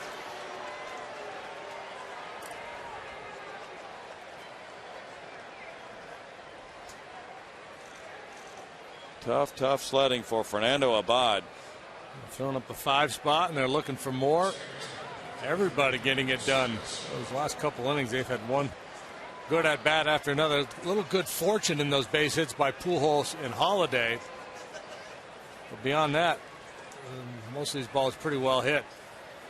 Descalso's 0 for 3. Taking strike 1. He's the 9th Cardinal to bat in the inning.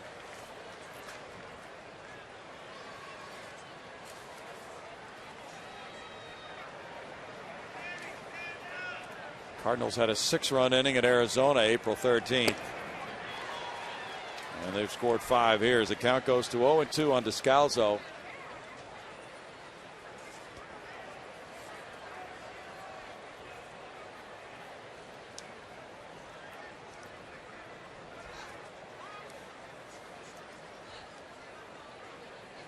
Scoreboard showing 1-1. Ed Rapuano waving 2 fingers in the air, indicating it's an 0-2 count. Now it's rectified. in tight, almost got him with that one, and it's 1-2 for Fernando Abad. You know, Brad Mills had identified this as the spot for his lone lefty in the bullpen, and Lance Berkman turned that pitch around for a 3-run homer.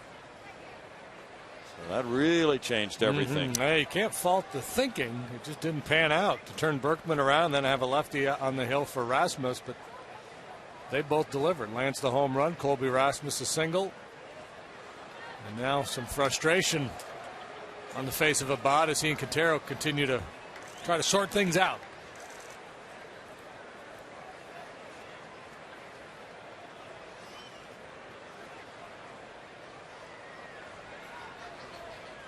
The Astros probably will be making a player move before tomorrow night's game, with Clint Barmas due to come back to the club. And that might be announced after this game tonight. It might wait until tomorrow. We're not sure. Fly ball, softly hit. Hunter Pence over toward the line. He will make the catch, and now we have a tag at second by Green. He's going over to third on out number 2. David Freese, who started the inning with a single, comes around to bat for a second time in the frame. Freese is 2 for 3 tonight. Now Brad Mills wants to move to a right-hander. He's had Fulcino warming up. Cardinals have really spoiled the strategy with the Berkman homer, and then 2 singles and a walk allowed after that by Abad. St. Louis building this 6-4 lead. And it's Fulcino coming in. We'll be right back. Both Oklahoma and Texas jockeying to see who brings the bagels. Yeah. And Jeff Fulcino to David Freese now is 2 for 3. Chops one high and foul, third base side. You're doing that game, right, Greg? Yes, I am. Jack Lazorko and I will be there. In fact, I'm going to drive over after our game tomorrow night. Spend a few hours in the hotel, and then I guess our crew's got to be there at 5:30 in the morning. Hill Thornell, who's directing tonight's game for us, says crew call is 5:30 in Austin on Saturday. All right, go get him. Line drive right field. That's in for an RBI single, and David Freese gets his second hit of the inning. Cardinals lead at 7-4 as Freese, with his third straight hit in the game, drives in number 12 of the year. Funny that we're talking about college baseball, because this is sometimes what you see in the college game. When the team gets on a roll, it just you don't seem to be able to stop them. Albert Pujols dribbled that single into shallow right field in the 6th inning. And now for a second time in the 6th inning, he's 1 for 3. 10 hits for the Redbirds already. Strike to Pujols. The Berkman homer to go with 6 singles in the inning.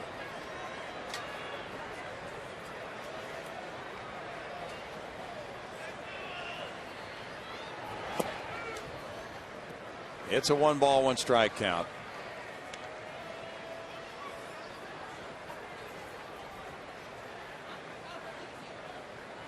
Yankees are blasting the White Sox 10-3 in the bottom of the 7th at Yankee Stadium.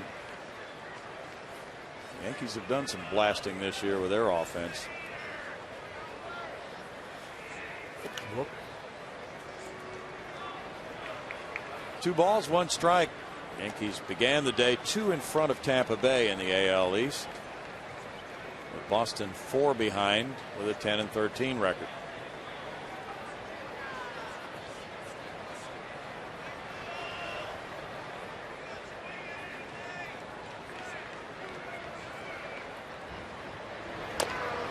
Pujols hits a little tapper foul.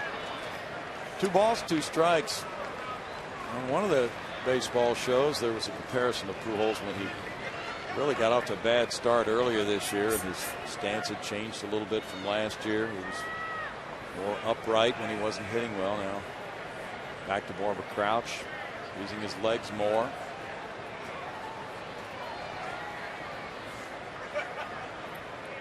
Why change? Yeah, I don't know how he fell into that. That's a good question. Little tapper, third base side. Please, Albert. That's another little dribbler for an infield hit. Come on. Yeah. Really? Oh, really? Just knock it off. And that's the way things go when a club is on a roll. You got to hit a little flare off the end of the bat to right, so he made pitches on him, kept him off the barrel, and he's got 2 knocks. 11 hits for St. Louis. Pujols is 2 for 4. Now Matt Holliday with 2 outs and the bases loaded. Holliday had an RBI single earlier. Line drive to right. That'll make it 8-4 and maybe 9. Throw to the plate, cut off. 2-run single for Holliday. He's driven in 3 tonight to give him 16 runs batted in. 9-4.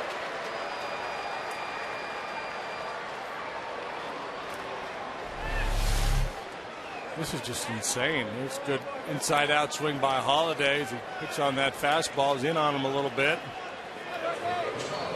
Jose Akendo's going to need to ice that right shoulder. He's waving so many runners around in this inning. Now oddly, Berkman, who was turned around to bat right-handed earlier in the inning when Abad came in, bats left again. In the same inning, bats both ways. And it's ball 1. He is 2 for 3. 395 for Berkman. Holliday started the night at 429. Good movement there for Fulchino. So Berkman could join Holliday as 400 hitters for the first month of the season by the end of the night. And Ariel Del Rosario is working in the bullpen. And as a left-handed hitter, Lance carried a 417 batting average into this game. He whips that one into right. Pujols around third. He's coming home. Hunter Pence with a throw to the plate. Not in time. It's 10-4, and Berkman has had 2 hits in the inning and driven in 4 in the inning. He's 3 for 4 tonight. Pujols scoring. Holliday going to third.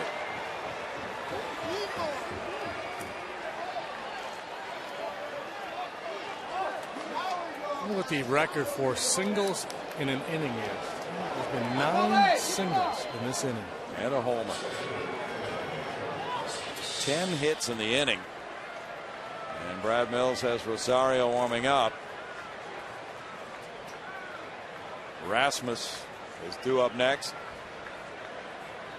Boy, what a rough inning. Fulchino's out of the game after giving up 4 consecutive hits. It's 10-4 St. Louis. Back in a moment.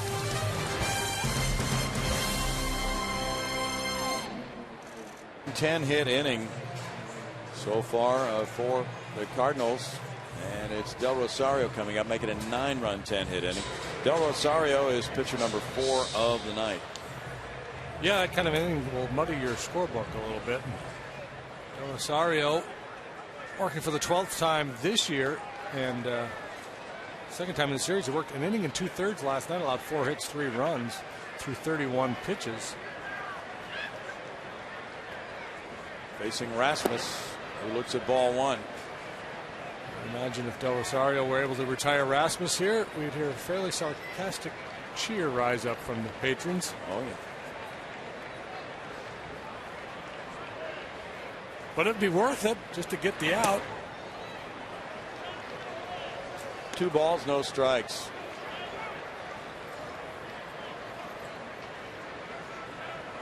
Red Myers will do the pitching tomorrow night with Milwaukee coming in.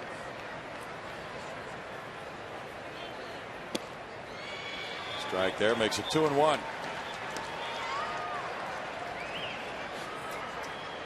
Rasmus, the 14th Cardinal batter in the inning.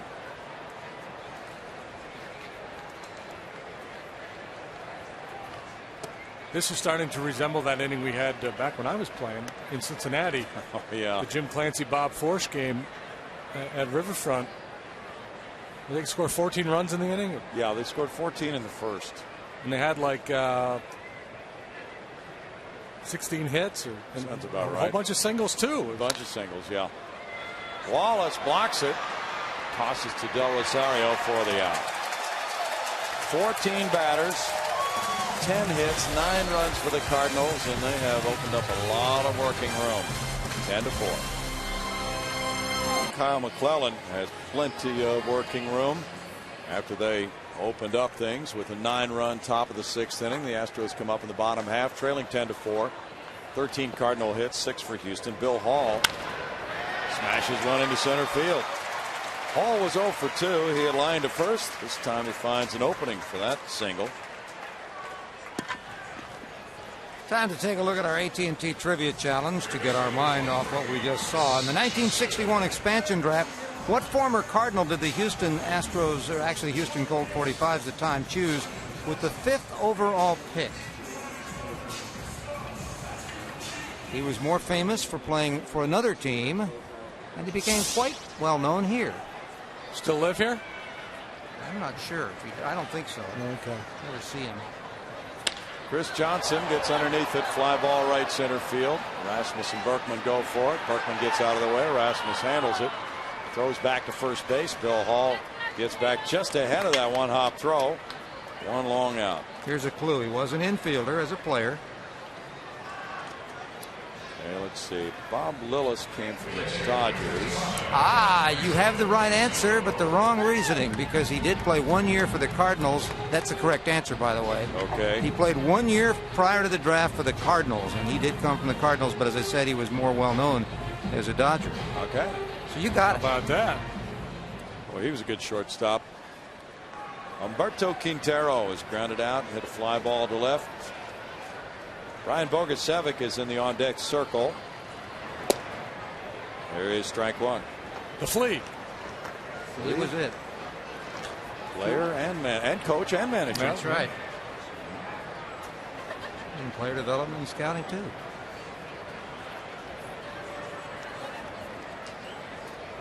He was one of 3. Don Tossig and Ed Olivares were the other Cardinals that were selected in that first draft. Yeah, and then Ed's son Omar Olivares pitched for the Cardinals 4 years in the big leagues and other teams. Quintero over shortstop, singles to left center. 4-game hitting streak for Q. Now Bogusevic will be the pinch hitter. And this is the whole key in a game like this. So again, the official recap, thanks to the folks at AT&T. Bob Lillis, the correct answer, and that one goes into the win column again. You guys have a good percentage this year. We're very liberal with our acceptance of wins. Now here's the question with the Astros coming back a little bit on McClellan, JD, and how long they stay with him. Well, yeah, because their bullpen has been very shaky. So Tony La Russa on the phone already. He wants to make sure that the Astros don't steamroll the Cardinals the way the Cardinals just did the Astros. You know, just as a manager, you always have to be thinking in terms of worst case scenario. You can't allow yourself to put one in the win column in the 6th inning, even though you have a 6-run lead, because they had a 6-run lead last night that almost disappeared. That's true. Bogusevic 5 for 28 last season, 1 for 2 this season. And he came up with a big pinch hit in the bottom of the 9th to start that winning rally on Tuesday night. Just arriving during the game, he was called up from Oklahoma City with the injury to Jason Michaels. They were at Round Rock. He took a short flight over, but there was a delay in the flight. Bogusevic walked in during the game, and then in the 9th inning, grounded a single into right field, came around to score the tying run.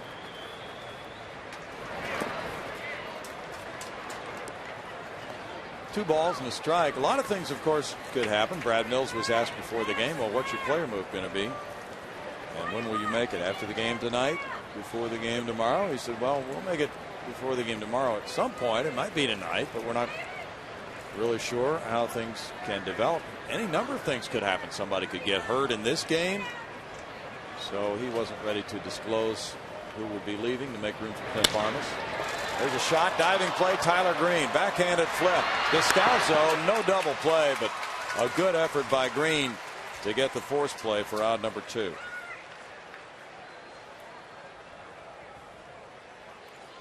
Yeah, nice glove work there by Tyler Green on a ball that was really well hit by Bogusevic. Not able to find the holes, and real nice defensive play. Ball had a lot of pace on it.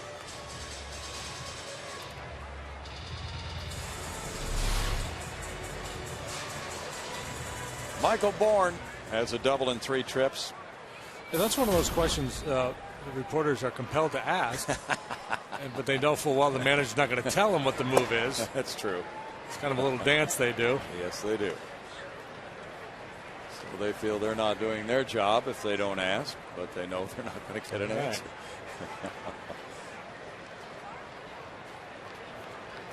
And, you know, there are several different ways the Astros could go with a player move. And as Brad Mills pointed out, first of all, Clint Barmas has to get through the evening healthy before he comes back. So let's hope for that, but nothing can be taken for granted at this point.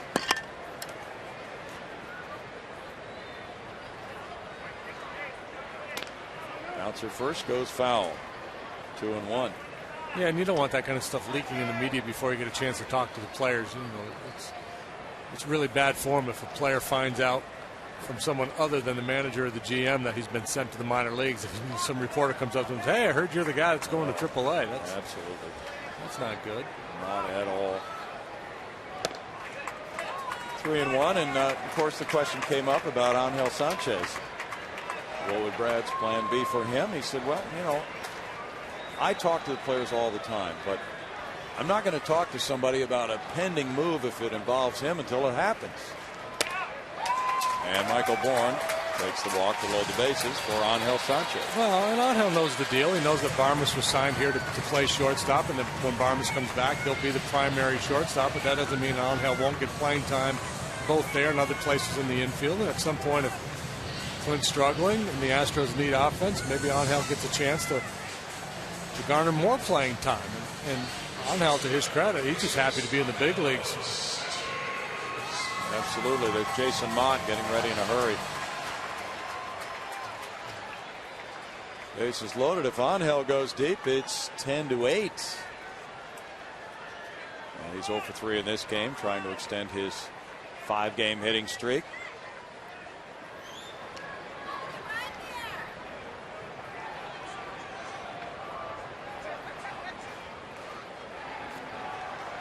Angel has that advantage of being able to play the other positions on the infield. So there's every chance he might be asked to do that. This is going to make the move right here. And McClellan sat in that dugout a good long while the Cardinals put that 9 spot up on the board. And a lot of times the pitcher will come out and not just physically, but mentally kind of be out of sorts a little bit. Understand a pitcher losing his concentration and his rhythm a little bit after sitting in the dugout for 4 days or so, however long that inning lasted. 79 pitches have been thrown by McClellan. And Rapuano at the mound. That's going to be it for the right-hander. He's in line for win number 4 of the season. He leads with a 10-4 lead. We leave, and we'll be right back. Put together a top of the 6th inning, scoring 9 runs on 10 hits. But now the Astros have loaded the bases here in the bottom half, bringing in Jason Mott with a 1.69 ERA. Cardinal bullpen has had their problems this year. Mott has posted very good numbers. 9 appearances, a 1.69 ERA, and 10 2/3 innings of work. He's a hard-throwing right-hander from Port Huron, Michigan, out of Iona College, a former catcher.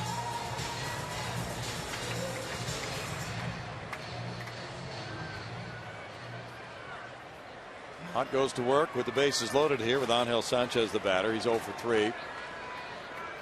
Mott worked a hitless inning with 2 strikeouts in the opener of this series, coming into the score tied 4-4 in the 8th. Now he inherits these 3 base runners from McClellan. Got to be ready to hit the fastball off of him. Very aggressive. Throws a lot of heaters. Line shot into right field with Squirrel and stop sign at third. RBI single by Angel Sanchez gives him a 6-game hitting streak. And it is 10-5. Talked earlier in the game about these two teams, how good they've been this year with runners in scoring position, and no signs of slowing down tonight. Well, that's the greeting for Mott on his first pitch. Now Hunter Pence. 2 for 2 with a walk, an RBI single coming back in the 3rd.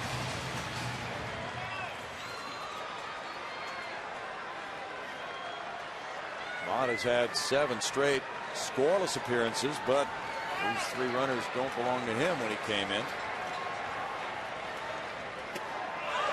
Strike with a good heater. And Laird immediately jumps up and runs out to talk to his pitcher. Probably something along the lines of, hey, I know you're a hard thrower and you're proud of that heater, but let's be just a little cautious with where we put it. If he's going to throw the beard ball. One of the many bearded relievers in MLB this year.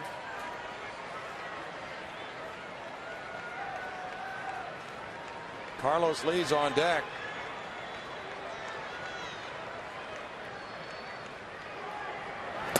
Ooh. 0-2.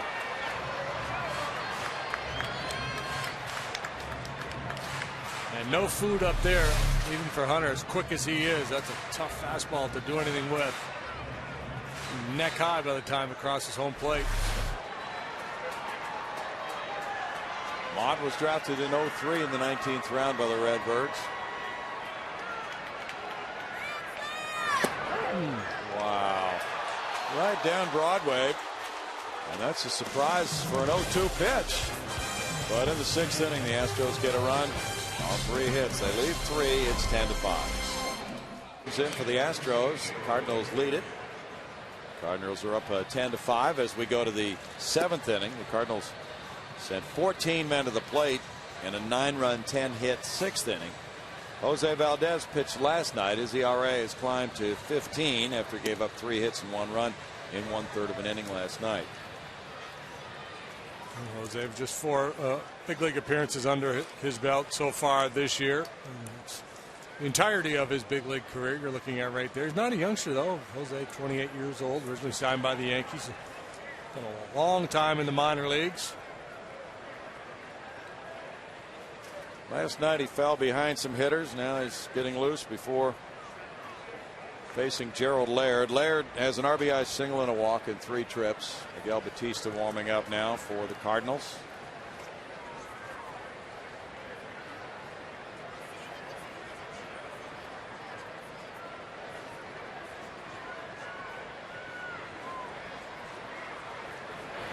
Tyler Green's on deck. The pitcher's spot is due up 3rd, so Batista warms up, and there is strike 1.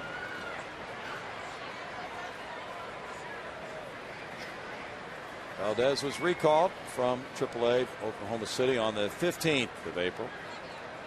This offense is catchy. Yeah, it is. Diamondbacks with a touchdown in the 1st. Ooh. Against the Cubbies. Ryan Dempster. That's an ugly pitching line. 1/3 of an inning, 7 earned runs, 4 hits, 4 walks. Well, he came in with a very high ERA. It's 9.58 now. Ooh. In the air and behind second base, Bill Hall is calling for it. 1 out. There's some pitching lines. Figueroa, 5 innings, 6 hits, 4 runs, 3 walks, 2 strikeouts. Abad, 2/3 of an inning, 3 hits, 4 runs, 1 walk, no strikeouts. Fulcino, no innings, 4 hits, 2 runs, no walks, no strikeouts. Del Rosario, 1/3 of an inning, all zeros. And very few relief pitchers to make it out of this series unscathed. Ooh, you're right. The ERAs are taking a beating. Green 0 for 3. That's going to cause us to look back. There's ball 1. Let's see, Rodriguez, Melanson each threw a scoreless inning Wednesday night. Salas for St. Louis, a scoreless inning. Now Mark Hamilton is in the on-deck circle. Jason Mott had a hitless inning Tuesday night, but you're right. Batista did pretty well in that game. 1 ball, 1 strike. Relievers' ERAs have been soaring in this series. These 2 clubs led the majors in blown saves before last night's game. Ooh, hello, Mr. Nasty. 1 and 2. He can visit anytime. It's all about arm angle, I think, for Valdez. When he gets his arm up, that forkball just dive bombs. Well, now we can see why Brad Arnsberg made the comment about him staying tall in his delivery.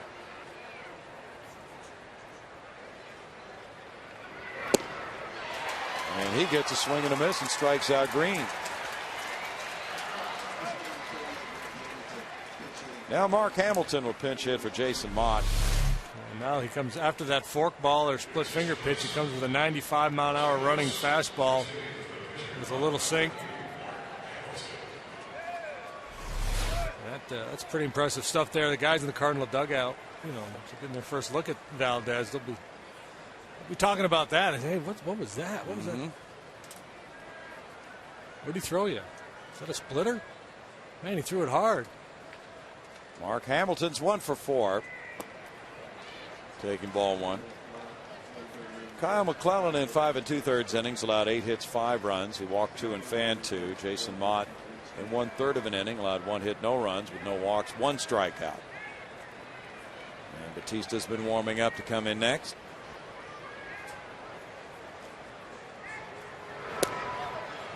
That's a strike. And it evens a count of 1-1. Batista warming up. Cardinals think that he might be one of those guys who can come in with men on base and get them out of jams this year to perhaps replace what McClellan did last year. That's hit very well toward the Astros bullpen in right center field, and Hamilton rattles one off the wall. Picked up by Michael Bourne on the carom. Pinch double for Hamilton. Well, that's what happens when the fork ball doesn't fork.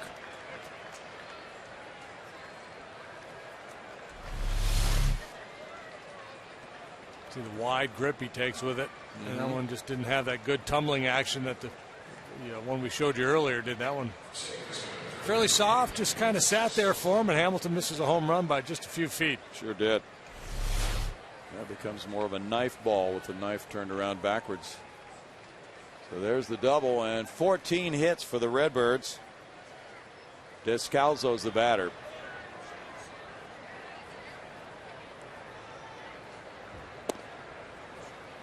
Ball 1 to him.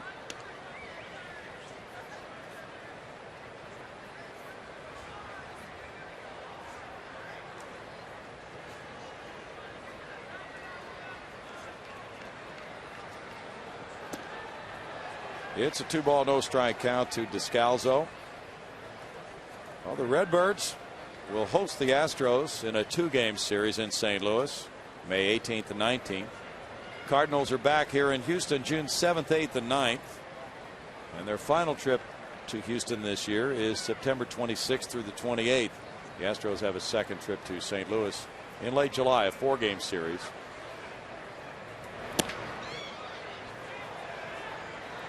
Now 3-0 for Valdez.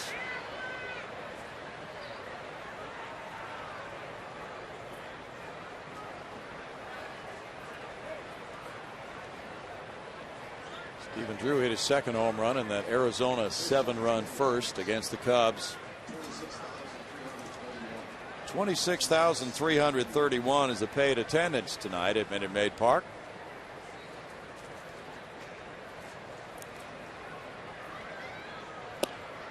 That's in for a strike. 3-1 for Valdez. You talked about the Cardinal hitters. We were mentioning last night when Valdez was in the game that when he pitched here against the Red Sox at the end of spring training, Dustin Pedroia made note of his stuff in a conversation with Ed Wade. That talk does get around quickly. Hitters always want to know what a new guy throws. Whoops. That's strike 2. You might need that bat, Daniel. Maybe not.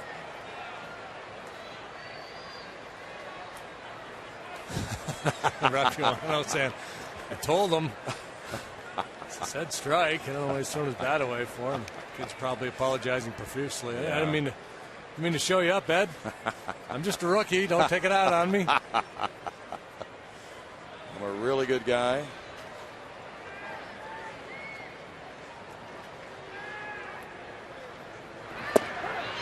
He didn't need it. Strike 3. And in the 7th inning for the Redbirds, Valdez puts up a 0. It's 10-5. St. Louis us in the bottom of the 7th and take the Astros with you everywhere you go this season. Subscribe to MLB.tv tonight to see every Astros game live or on demand on your computer and your favorite devices. Visit Astros.com to order and get more details. MLB.tv, baseball everywhere. Bill? Thanks, Patty. Miguel Batista comes in. Beautiful night here at Minute Maid Park in Houston. Cardinals have really turned this game around with their 9-run 6th inning. The Astros had a good game going with a 4-1 lead until that explosion. Now Miguel Batista comes in.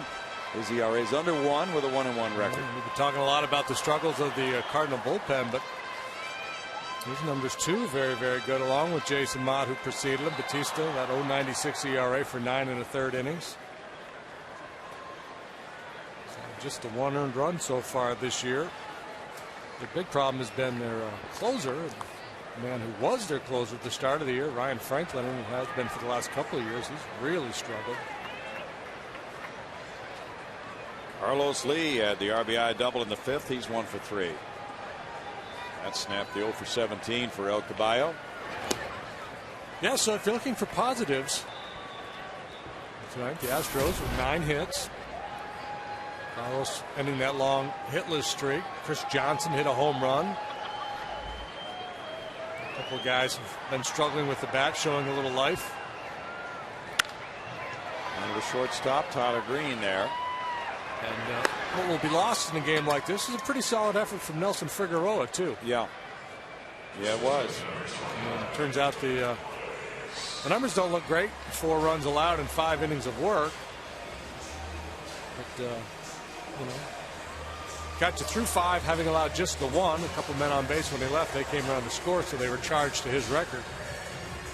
That's right, and as you pointed out at the time, the Pujols hit was one of the weakest hits of the night. A Holiday also a very weak hit to right field, but that counts in the ERA category when they come around to score after those hits. Brett Wallace with the double in the 3rd is 1 for 3. Didn't have to be. Ooh. Strike 1 to Brett.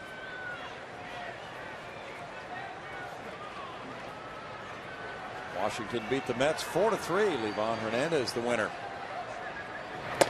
Livan likes his money. Livan is part of an investigation. I saw that. We're reading the papers.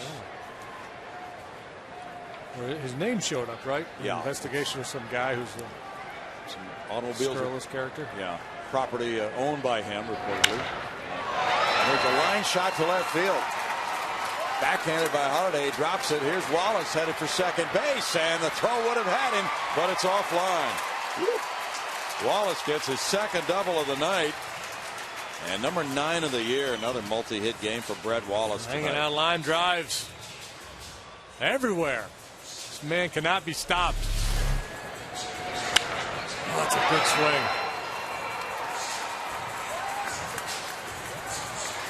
It stays through the zone nicely, doesn't it? Yeah, it sure does. Going hard the whole way. A little mishandle by Holiday out there. Looks like they're going to give him a double. That's 10 hits. Now, each club has been in double figures in hits for all 3 games of this series. What a hard-hitting series.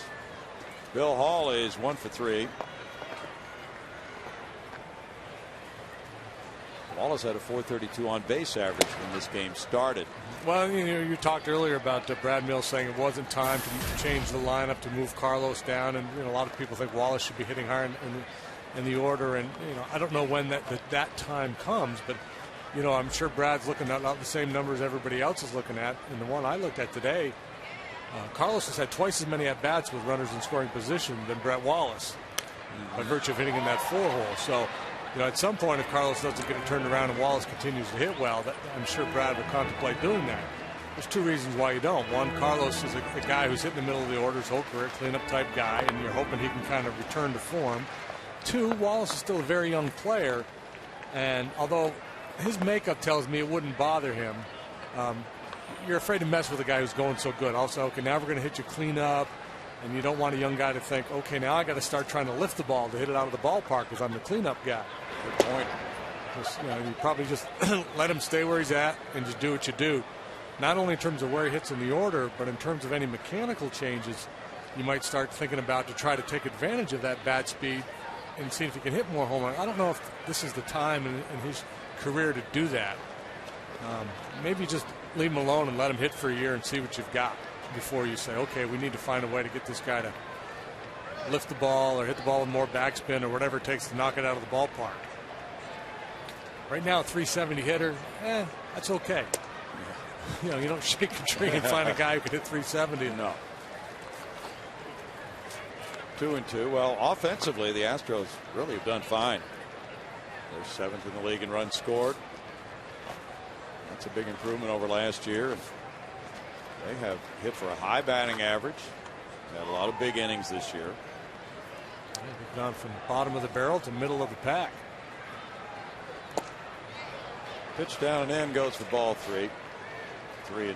So, you know, when you look at the makeup of a club and the production of a club, sure, there are things you can tweak at all times if you're a manager.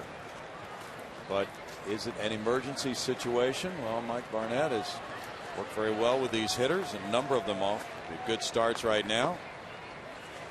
Not a crisis for the club offensively. There are some guys who are underproducing, but where can you find a team that does not have that?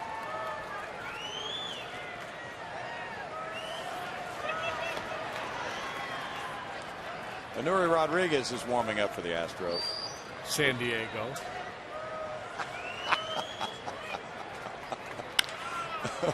Bouncer Tyler Green. He throws to first. 2 outs. One of their lineups the other day, and everybody in the lineup was in like 230 or lower. Yeah. Really rugged. That's a disaster. I'm trying to think if there's anybody on the Yankees who's underproducing. They're pretty good. You know, the most interesting guy in the Yankees right now is Posada. Yeah. He's got 9 hits. He's hitting $130 something, but 6 of his hits are home runs. That's crazy. Chris Johnson with the 2-run homer is 1 for 3. Hey, you talk about a Brett Wallace, and that's what the Astros did with Chris Johnson last year. They just left him alone, let him hit. They put up really good numbers by the end of the year. And there's a lot to be said for that when a player is still establishing himself in the big leagues.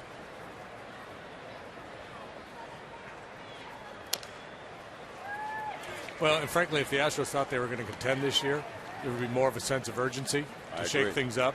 Yep. But I don't think, you know, this is a year where, you know, you play the season, you never know. You go out and you play and you hope for the best. But I don't think there's a sense that, hey, you know, we've pumped all this money into this team, and this is a go for it year for us, and so we're gonna react quickly when things go south. Right, that would be Milwaukee's position right now. What they've done. 0-2. If a Milwaukee were to fall way behind in July, possible that Prince Fielder could be shopped. Sure, they don't anticipate that, but they're really going for it this year and would be very disappointed if they don't stay in the hunt all year.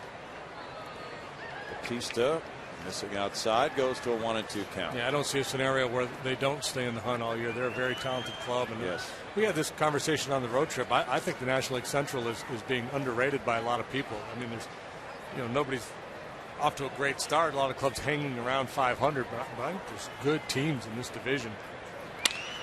Line to left, Holiday over, and that's a hard hit, out number 3. No runs a hit, a man stranded after 7. It's 10-5 Redbirds.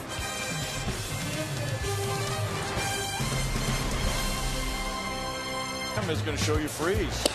Holiday the batter. David Freeze goes back in. Brett Wallace swiped for him, and it appeared that Wallace's mitt got there right before the hand of Freeze, but the ball had arrived from Quintero. Almost got his second kickoff of the year. Now in this 10-5 ball game, the Astros still have Valdez on the mound. He's pitcher number 5. Cardinals coming up in the 8th inning with Freeze, Pujols, and Holiday due to bat against Jose Valdez. Fired up in here, Browning. Okay, let's get it going. Big rally, big comeback. Let's see. We got to get him out first. Nelson Figueroa at a 1-2-3 first, a 1-2-3 third. So Valdez would love to follow suit with that here in the 8th inning. Those are the 2 1, 2, 3 innings for Astros pitchers in this game. Freese, though, has not made an out since that first inning grounder back to Figueroa. He's 3 for 4 in this game. He's driven in a run. He's scored 2. Some quality hair right there. The hat's a little small.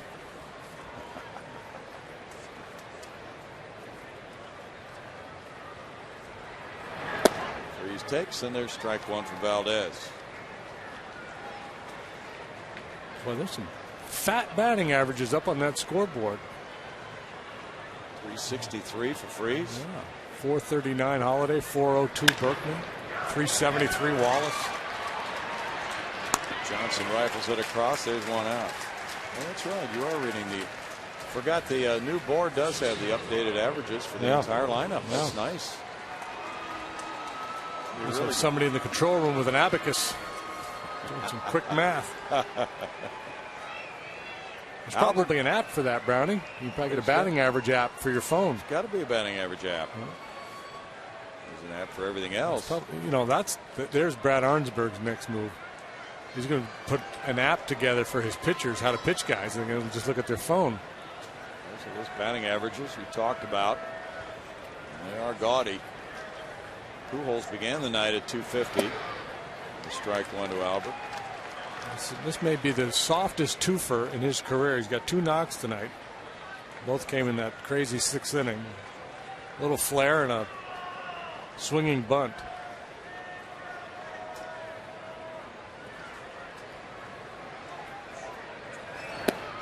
Put them together and they wouldn't knock over a milk carton. No.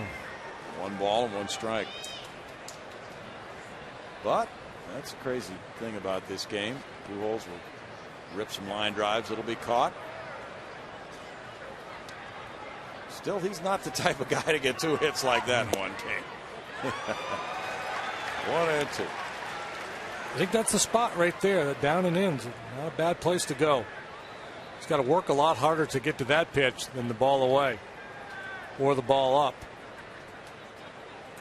He just covers the entire zone so well.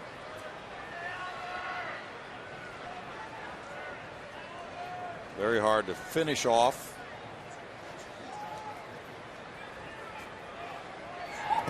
That's in the dirt. 2 and 2 to Albert Pujols. So, what do you think he will be doing this time next year? What uniform will he be wearing? Well, if I had to bet, I would say he'd be wearing the one he's wearing right now.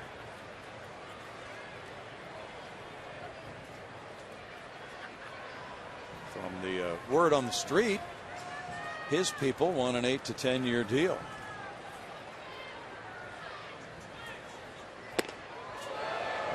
Three balls, 2 strikes. Well, there's all kinds of creative ways you can figure that out. What do we got here? Red Bird for $500 million. $500 million. Yeah. That Cardinal fan doesn't seem to mind that thought. That jersey he's wearing might be going up if they pay him $500 million. And the whole thing about the St. Louis market is, the Cardinals are probably up a third in payroll in the major leagues right now, but that market has not been known to go wild overspending down through the years. And with the guys they already have under contract, it's going to be hard to fit Albert's desires into that picture.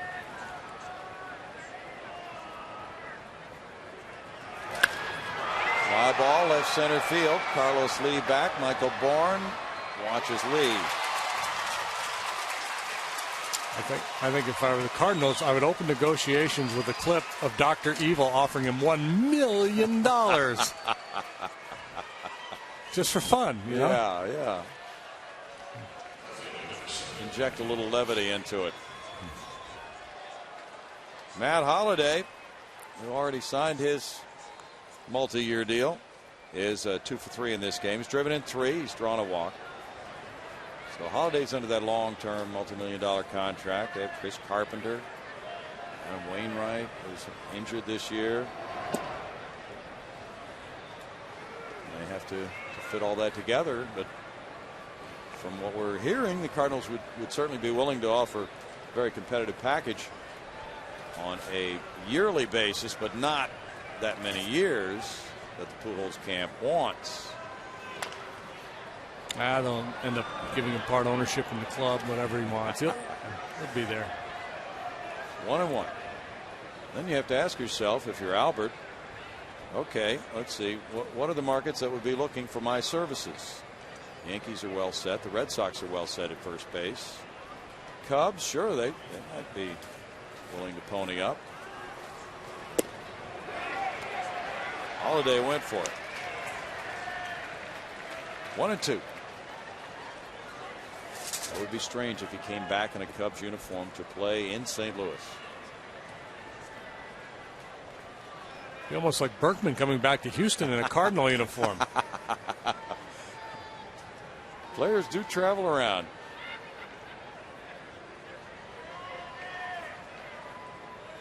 Cleveland beat Kansas City 8-2. Carmona the winner, Davies the loser.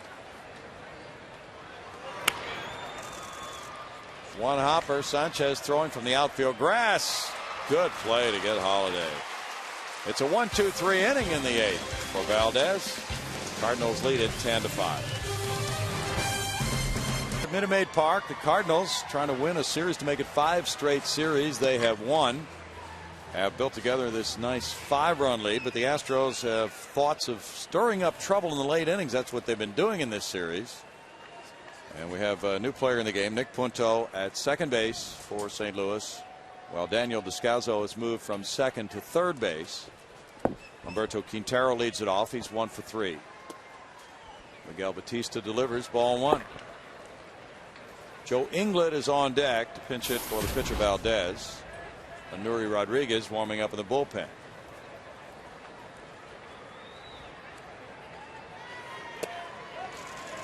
Batista on the check swing call did not get a favorable ruling for him. It's 2-0 to Quintero.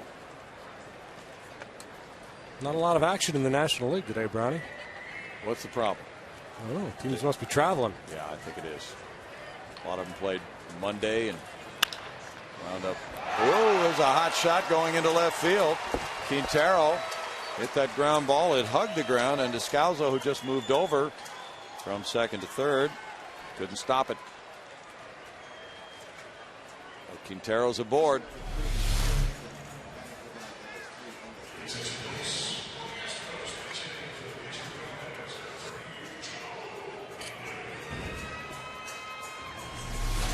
E5.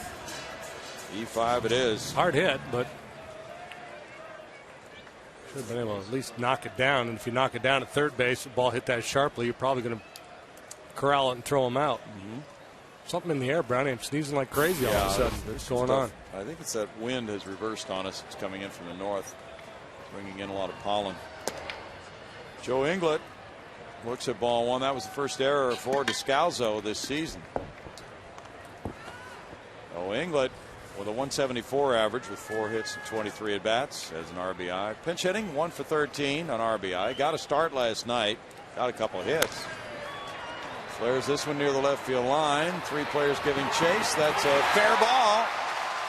And that's a pop fly pinch hit for Joe Inglet. Quintero going to second. Say hi, Joe. A couple of knocks last night. Now a bit of good fortune here on this lob wedge that hugs the line, stays fair. 3 hits in a row for Joey. Had hits the last 2 times up last night.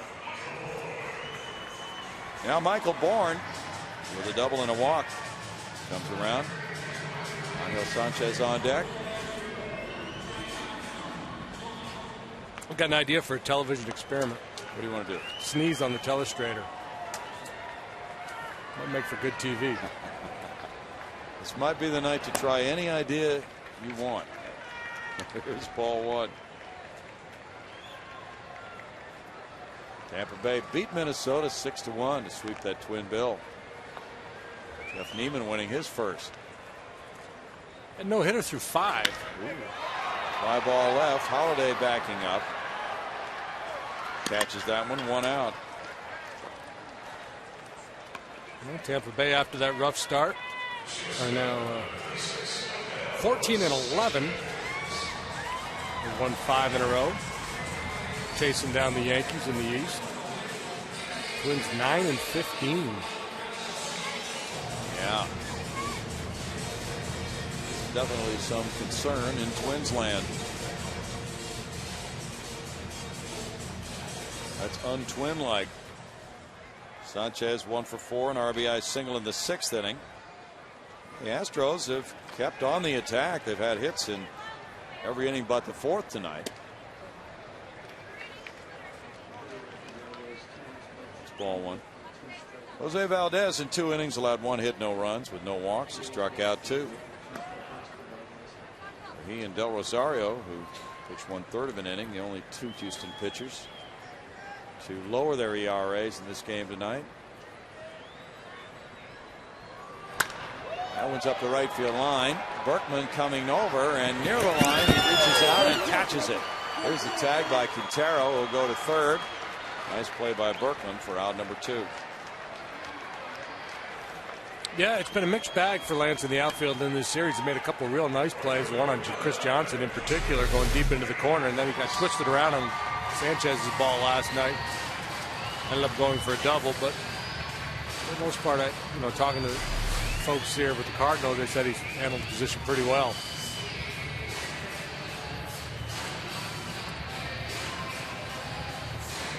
Hunter Pence has a pair of hits, an RBI, and a walk.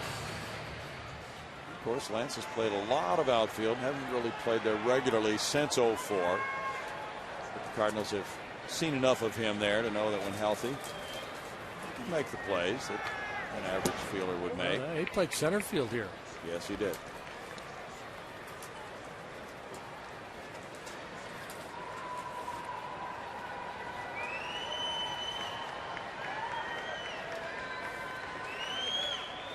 Batista's pitcher number 3. McClellan in line for a 4-0 start to the season. Now back. Oh, when we looked at the records of these 3 Cardinal starting pitchers who have faced the Astros in this series, it looked to be a pretty difficult series for the hitters. Jaime Garcia was 3-0. Kyle Lohse 3-1. McClellan 3-0. Combined 9-1 for those 3. And all 3 of them were in the top 5 in the league in earned run average.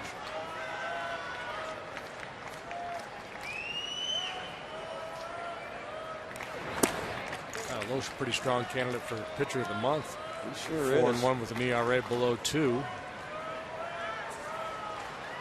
Josh Johnson's been pretty darn good too. I think he leads the league in ERA right now. Don't know how many wins he has. Yeah, 1.06 ERA. He's the leader. Trevor Miller's warming up for the Redbirds, the lefty. Bouncer 3rd. Descalso can't play that one either, and Quintero scores. And Descalso got caught and was unable to make the play to the backhand side. That ball might have really come up on him, but Hunter Pence is on, and it's now 10-6. Tony La Russa probably second guessing this change he made to bring Punto into play second and move Descalso from 2nd to 3rd.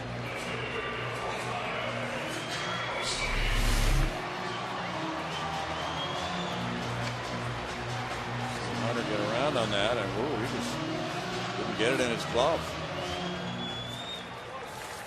So that's 2 errors in the inning for Descalso. The run is unearned. Any more runs it might score would be unearned. Descalso, a great example of how humbling this game can truly be. Yeah. Carlos Lee out into right center field, in for a hit. England around 3rd. He's coming in. It's 10-7 now. Here come the Astros. They're breathing orange fire. Lee's driven in a pair tonight to give him 15 runs batted in. Well, we talked about it last night when the Astros came up just short, how it was kind of a rare near comeback in that the Cardinals really didn't make errors and the Astros didn't hit home runs. And normally when you come back from way down, the other club opens the door for you, and certainly that's happened in this inning with a couple of errors by the 3rd baseman. And Tony La Russa, he might be tempted to leave some of these relievers in, but they've been so shaky. He doesn't want to put any undue pressure on the next guy coming out of the pen. Wants to give him his best chance to have success. Well, now he's going to be facing the potential tying run in this game with Trevor Miller coming in to face Brett Wallace. 10-7 St. Louis. St. Louis 10, Houston 7. The Astros have Brett Wallace at the plate. Former Astro Trevor Miller warms up. Wallace has a pair of doubles and RBI tonight. He's a torrid hitter. Miller is cold on the mound. His ERA is 4.50. His last 4 appearances, he has not retired a batter. Usually he only faces one, though, JD. Yeah, last night he came in and issued a walk.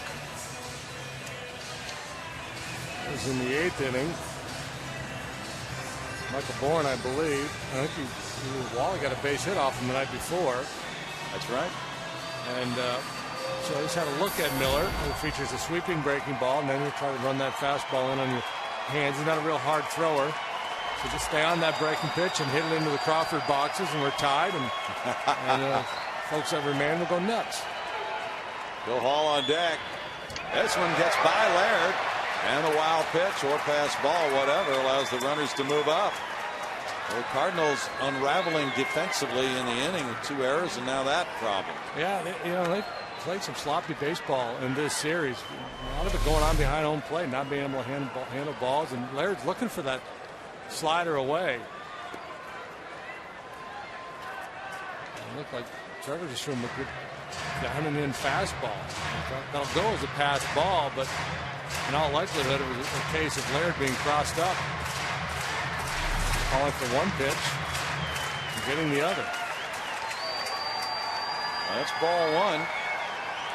Runners now at second and third with 2 outs.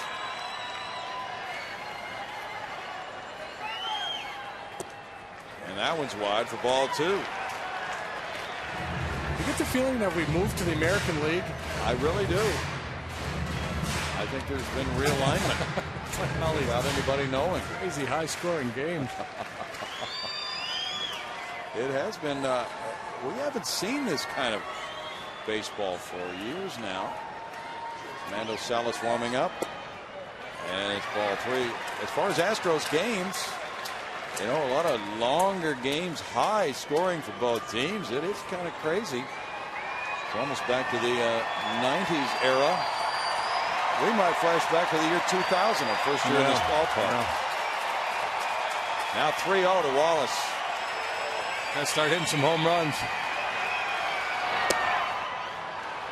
3 balls and a strike. Cardinal bullpen has 6 blown saves, a 2-6 record, a 3.45 ERA. 37-year-old Trevor Miller from Louisville has had 2 different stints with the Astros. Cardinals bullpen has been torched for 9 earned runs in the series. Now Laird comes out. Batista's runs allowed will be unearned.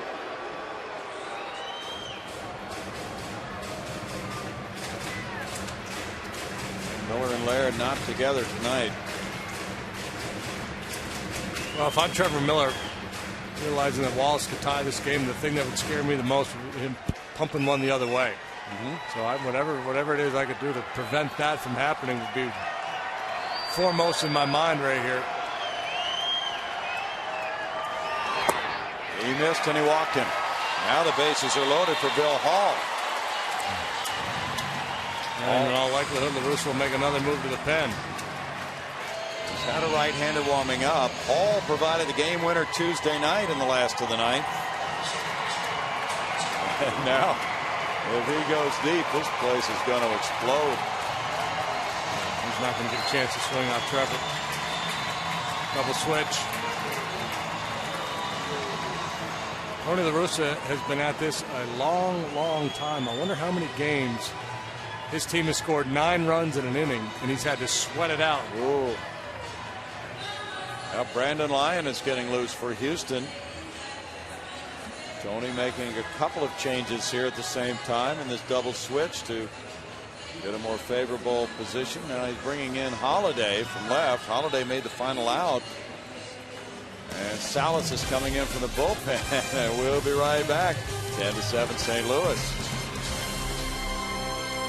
St. Louis, the bases are loaded for the Astros here in the bottom of the 8th inning. Changes include Ryan Theriot coming off the bench to play shortstop for the Cardinals.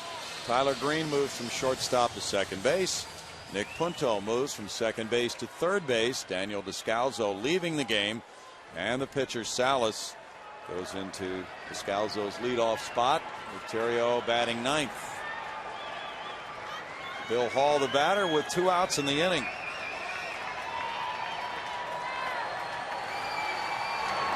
And there's ball 1 in the dirt. Here comes Hunter Pence, and the dive by Laird. He's out. Pence went in standing up, and Laird was able to dive and tag him to end the 8th inning. Boy, risky play. Down 3, bases juiced.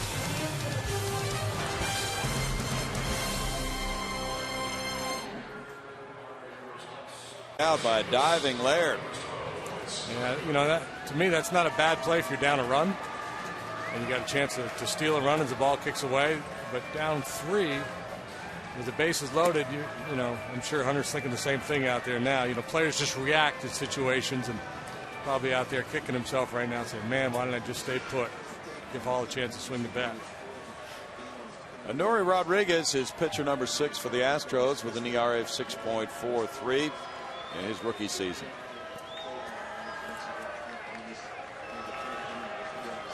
Murray, 90 to 93 miles an hour with the fastball. When he gets on top, and a good high arm angle, he'll have good tilt on his slider.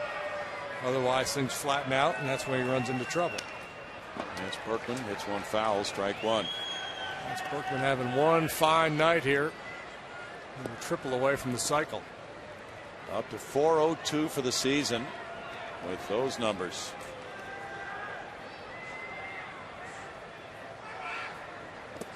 In the dirt for a ball.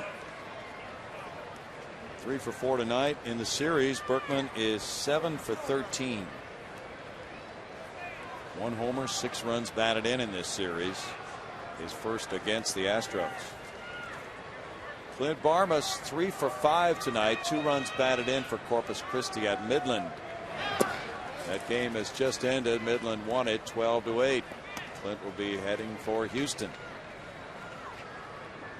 to meet with Clint's crew before tomorrow night's game. They'll be here for batting practice. He's purchasing tickets every Friday night for 20 youngsters and giving them some vouchers for food, and they will be from the Special Olympics tomorrow night. 3 balls and a strike. Oh, Clint's a solid guy. Yeah, he really is. The Astro fans are really going to enjoy him. Good defensive player.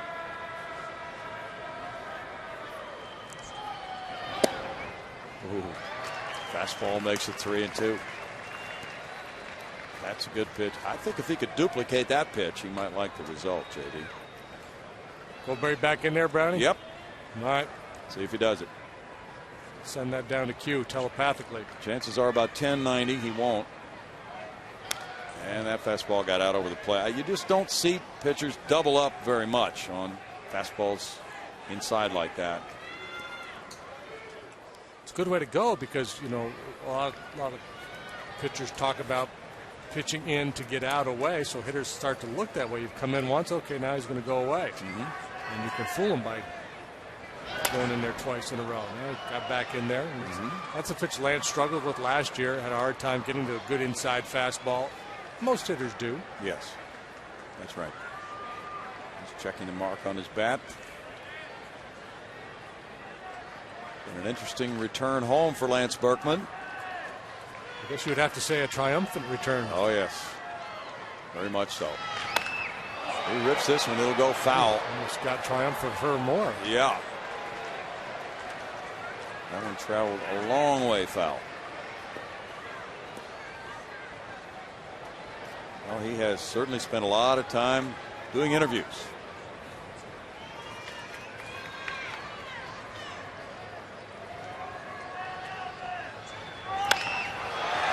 To right field, Hunter Pence watching, and Berkman has come back with a triumph. It's like a dream come true for him. My goodness. 4th hit of the night, his 2nd home run. 5 runs batted in the game for Berkman, and the Cardinals lead it now 11-7. Wow, what a show.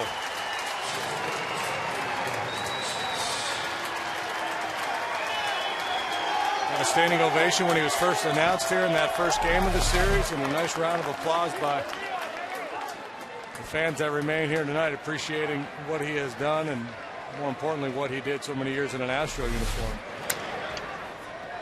Colby Rasmus fouls it, strike one. 8 homers for Berkman this season now. And 22 runs batted in. One from the right side, one from the left side.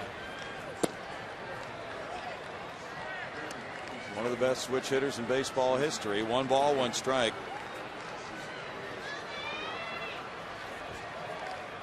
Third time this season Berkman has hit 2 homers in a game.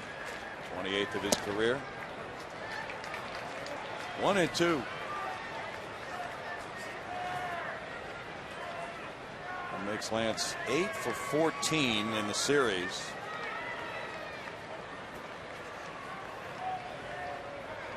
That's a big series.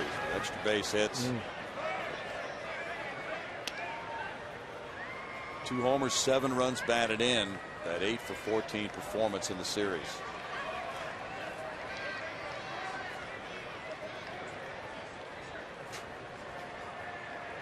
Swing and a miss by Rasmussen. He's down on strikes. 15 hits for the Redbirds.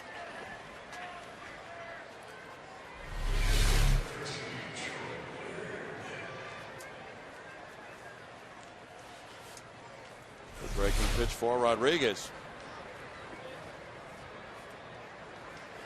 Gerald Laird is next. He has an RBI single, 1 for 3 with a walk. Tyler Green on deck. There's strike one.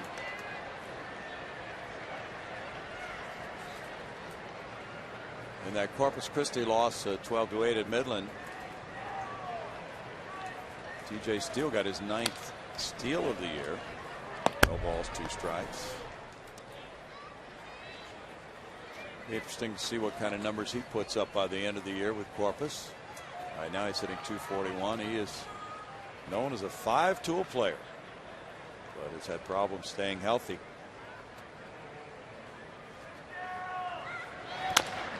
Fastball chopped to shortstop. Sanchez coming in. 2 outs. Every chance, too, that Clint Barmas will need a rest when he comes back to the Astros tomorrow night. So he and Sanchez might be doing a little job share for a while there, but it's been made clear that Clint will be the guy at short. Very, very good glove man. We saw that this spring. He has extremely quick hands and is excited about returning to shortstop after Troy Tulowitzki took over at that position in Colorado and Clint moved to second base. Tyler Green looks at ball 1. He's 0 for 4.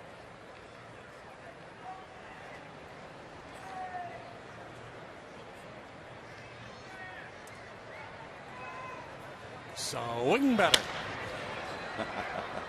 Hunter Pence giving chase toward the right field line and watching that one drift out of play. It's 1-1. Texans drafted a fellow by the name of J.J. Watt. What do you know about him? Well, he's from Wisconsin and he's a defensive end. Okay. Must be a good pass rusher then. One of the projections had him had the Missouri defensive end being drafted by the Texans. 6'5" and 3/8, weighs 290 pounds.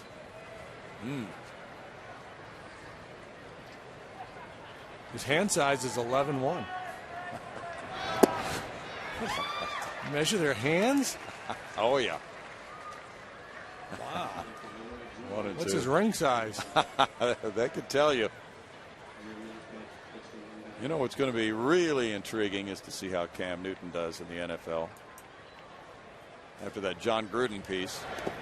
I didn't see that. Oh, you know, and you realize how much projection there is here when they ask a player who really has not been in a huddle. Has not been under center, so he hasn't been calling plays in an NFL huddle. Give me an example of a play you called at Auburn. 36. Give the ball to me. Gets a little more complex than that. In the 9th inning, Berkman goes deep for his 4th straight hit, and the Cardinals lead it going to the bottom of the 9th as Berkman really rocketed one out, 11-7. And the Cardinals have just added to their lead with Lance Berkman's 9th inning homer. Now he has left the game for John Jay in right field. And the Astros lead off with Bill Hall in the bottom of the ninth. Hall is 1 for 4. He'll be followed by Johnson. Then Quintero is due up third with a pitcher's spot to follow. Salas gets a foul ball. There's strike one. Trevor Miller did not retire a batter. He walked one. Batista in 1 2/3 innings allowed 3 hits, 2 runs, no earned runs, with no walks, no strikeouts. And now it's Salas trying to finish it off. Fernando, 25 years old, from Mexico. He pitched a scoreless inning last night, giving up 2 hits, but 2 of the runners that he inherited, and there were 3, scored. 1 ball, 1 strike. Be interesting to see what's going on in the bullpen of these various clubs, as you see John Jay in right field come about July or so.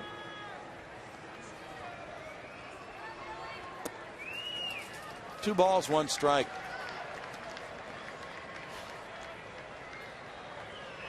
Yeah, well, it's fairly typical for there to be some amount of transition during the season with guys in the bullpen, guys being sent down and guys called up from the minor leagues.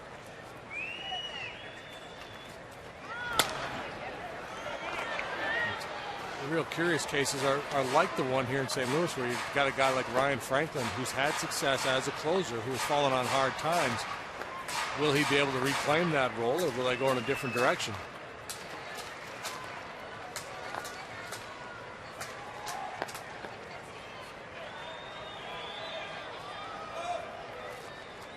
Franklin came in and gave up 2 hits and 2 runs last night without retiring a batter. Fouled away. Still 2-2. Arizona's putting it on the Cubs 10-1 now in the top of the 5th inning. Kirk Gibson's club playing in the desert, trying to get back to 500 at some point in the near future. 3 games under right now at 10-13.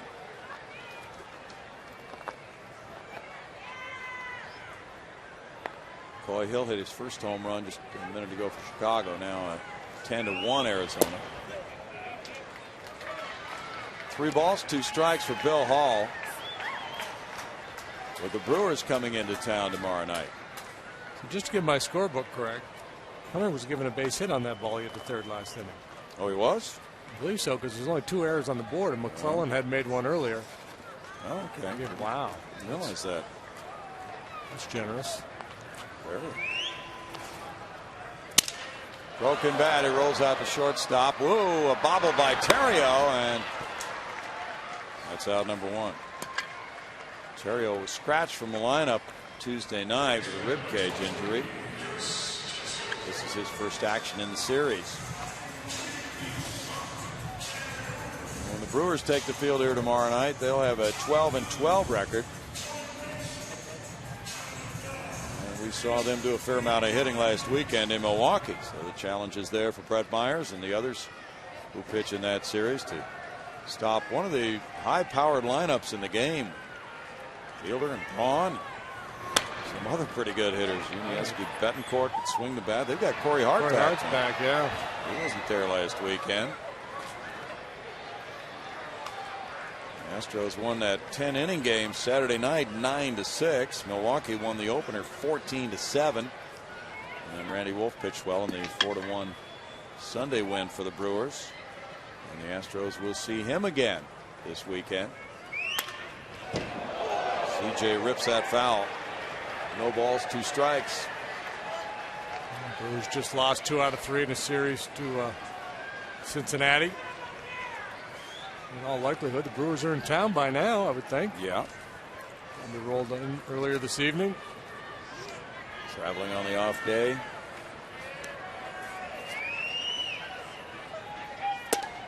I would have loved to see the Astros come back and beat the Redbirds in this game. Kind of fun to get our first tour of the teams in the division, try to analyze the early season strengths and wonder what's going to change over the long trail ahead. Up the right field line toward the corner. John Jay on the run. Jay slides, can't make the catch. Johnson's into second base with an opposite field double. Second extra base hit of the night. And last time up, he hit the ball on the screws to left. Yep. That's again. The Astros aren't out of this one yet. The way this series has been played, can't give up on this one yet. Down 4, but if they do not come all the way back, still some very positive things in this game. Chris Johnson among them. Chief Justice laying out, trying to make a play. 5 doubles for CJ. It's Matt Downs in the on-deck circle with Quintero batting next. Q is 1 for 4 in this game. So with Hunter being credited with a hit in the 8th inning, he has a 3-hit game tonight.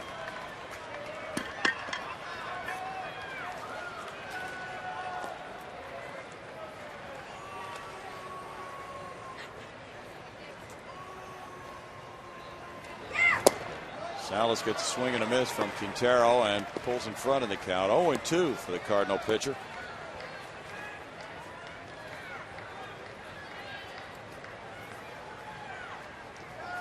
Salas' contract was purchased from Saltillo in the Mexican League in 2007 by the Redbirds.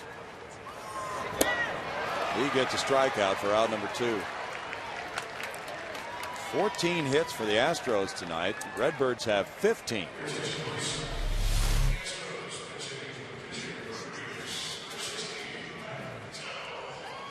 The location of that breaking ball shows in the strike zone early and then breaks down out of the zone. Astros in jeopardy of losing their second game in a week in which they scored 7 runs. That's usually enough to get it done. Yeah. Matt Downs, 3 for 18 in his career as a pinch hitter. He's hitting .276 this season overall. Fastball works for strike 1.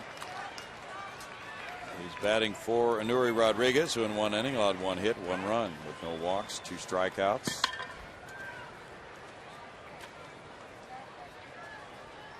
Downs this season 1 for 4 with an RBI as a pinch hitter. It's 0-2.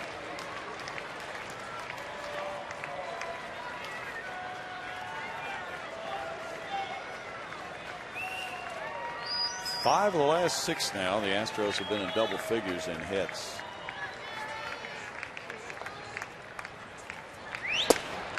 Breaking pitch close, but called ball 1. Michael Bourne's on deck. Salas pitcher number 5 for the Redbirds. Kyle McClellan in line for the win. He was charged with 5 earned runs in 5 2/3 innings.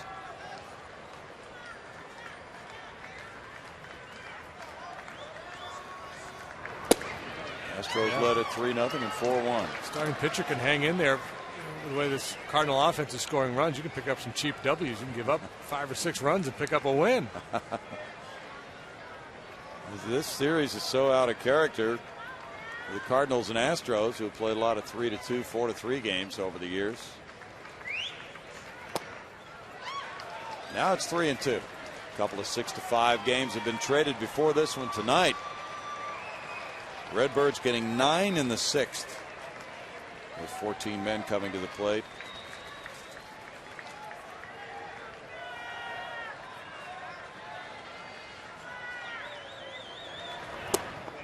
That's a walk. Keyhole. Now Michael Bourne. And this is one thing we've seen from this Astros club. A lot of late inning rallies when trailing. Well, they went down in order in the 4th. That's the only time all night that has happened. 4-run Cardinal lead with Michael Bourne possessing a double and a walk on the scorecard tonight. That's ball 1, almost hitting him. Angel Sanchez is on deck. Wouldn't Hunter Pence love a chance to get to the plate again tonight?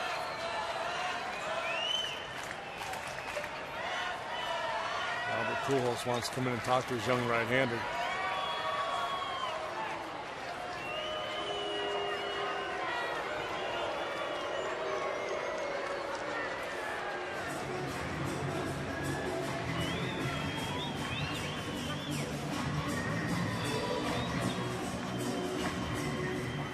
Coming into this game, the Astros had hit .298 at home this season.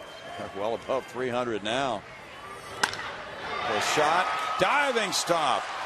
Punto over, and that'll do it. For the Astros, no runs a hit, 2 men left. They put something together, but fall short as the Cardinals roar from behind on a huge night from Lance Berkman. Final score 11-7 St. Louis.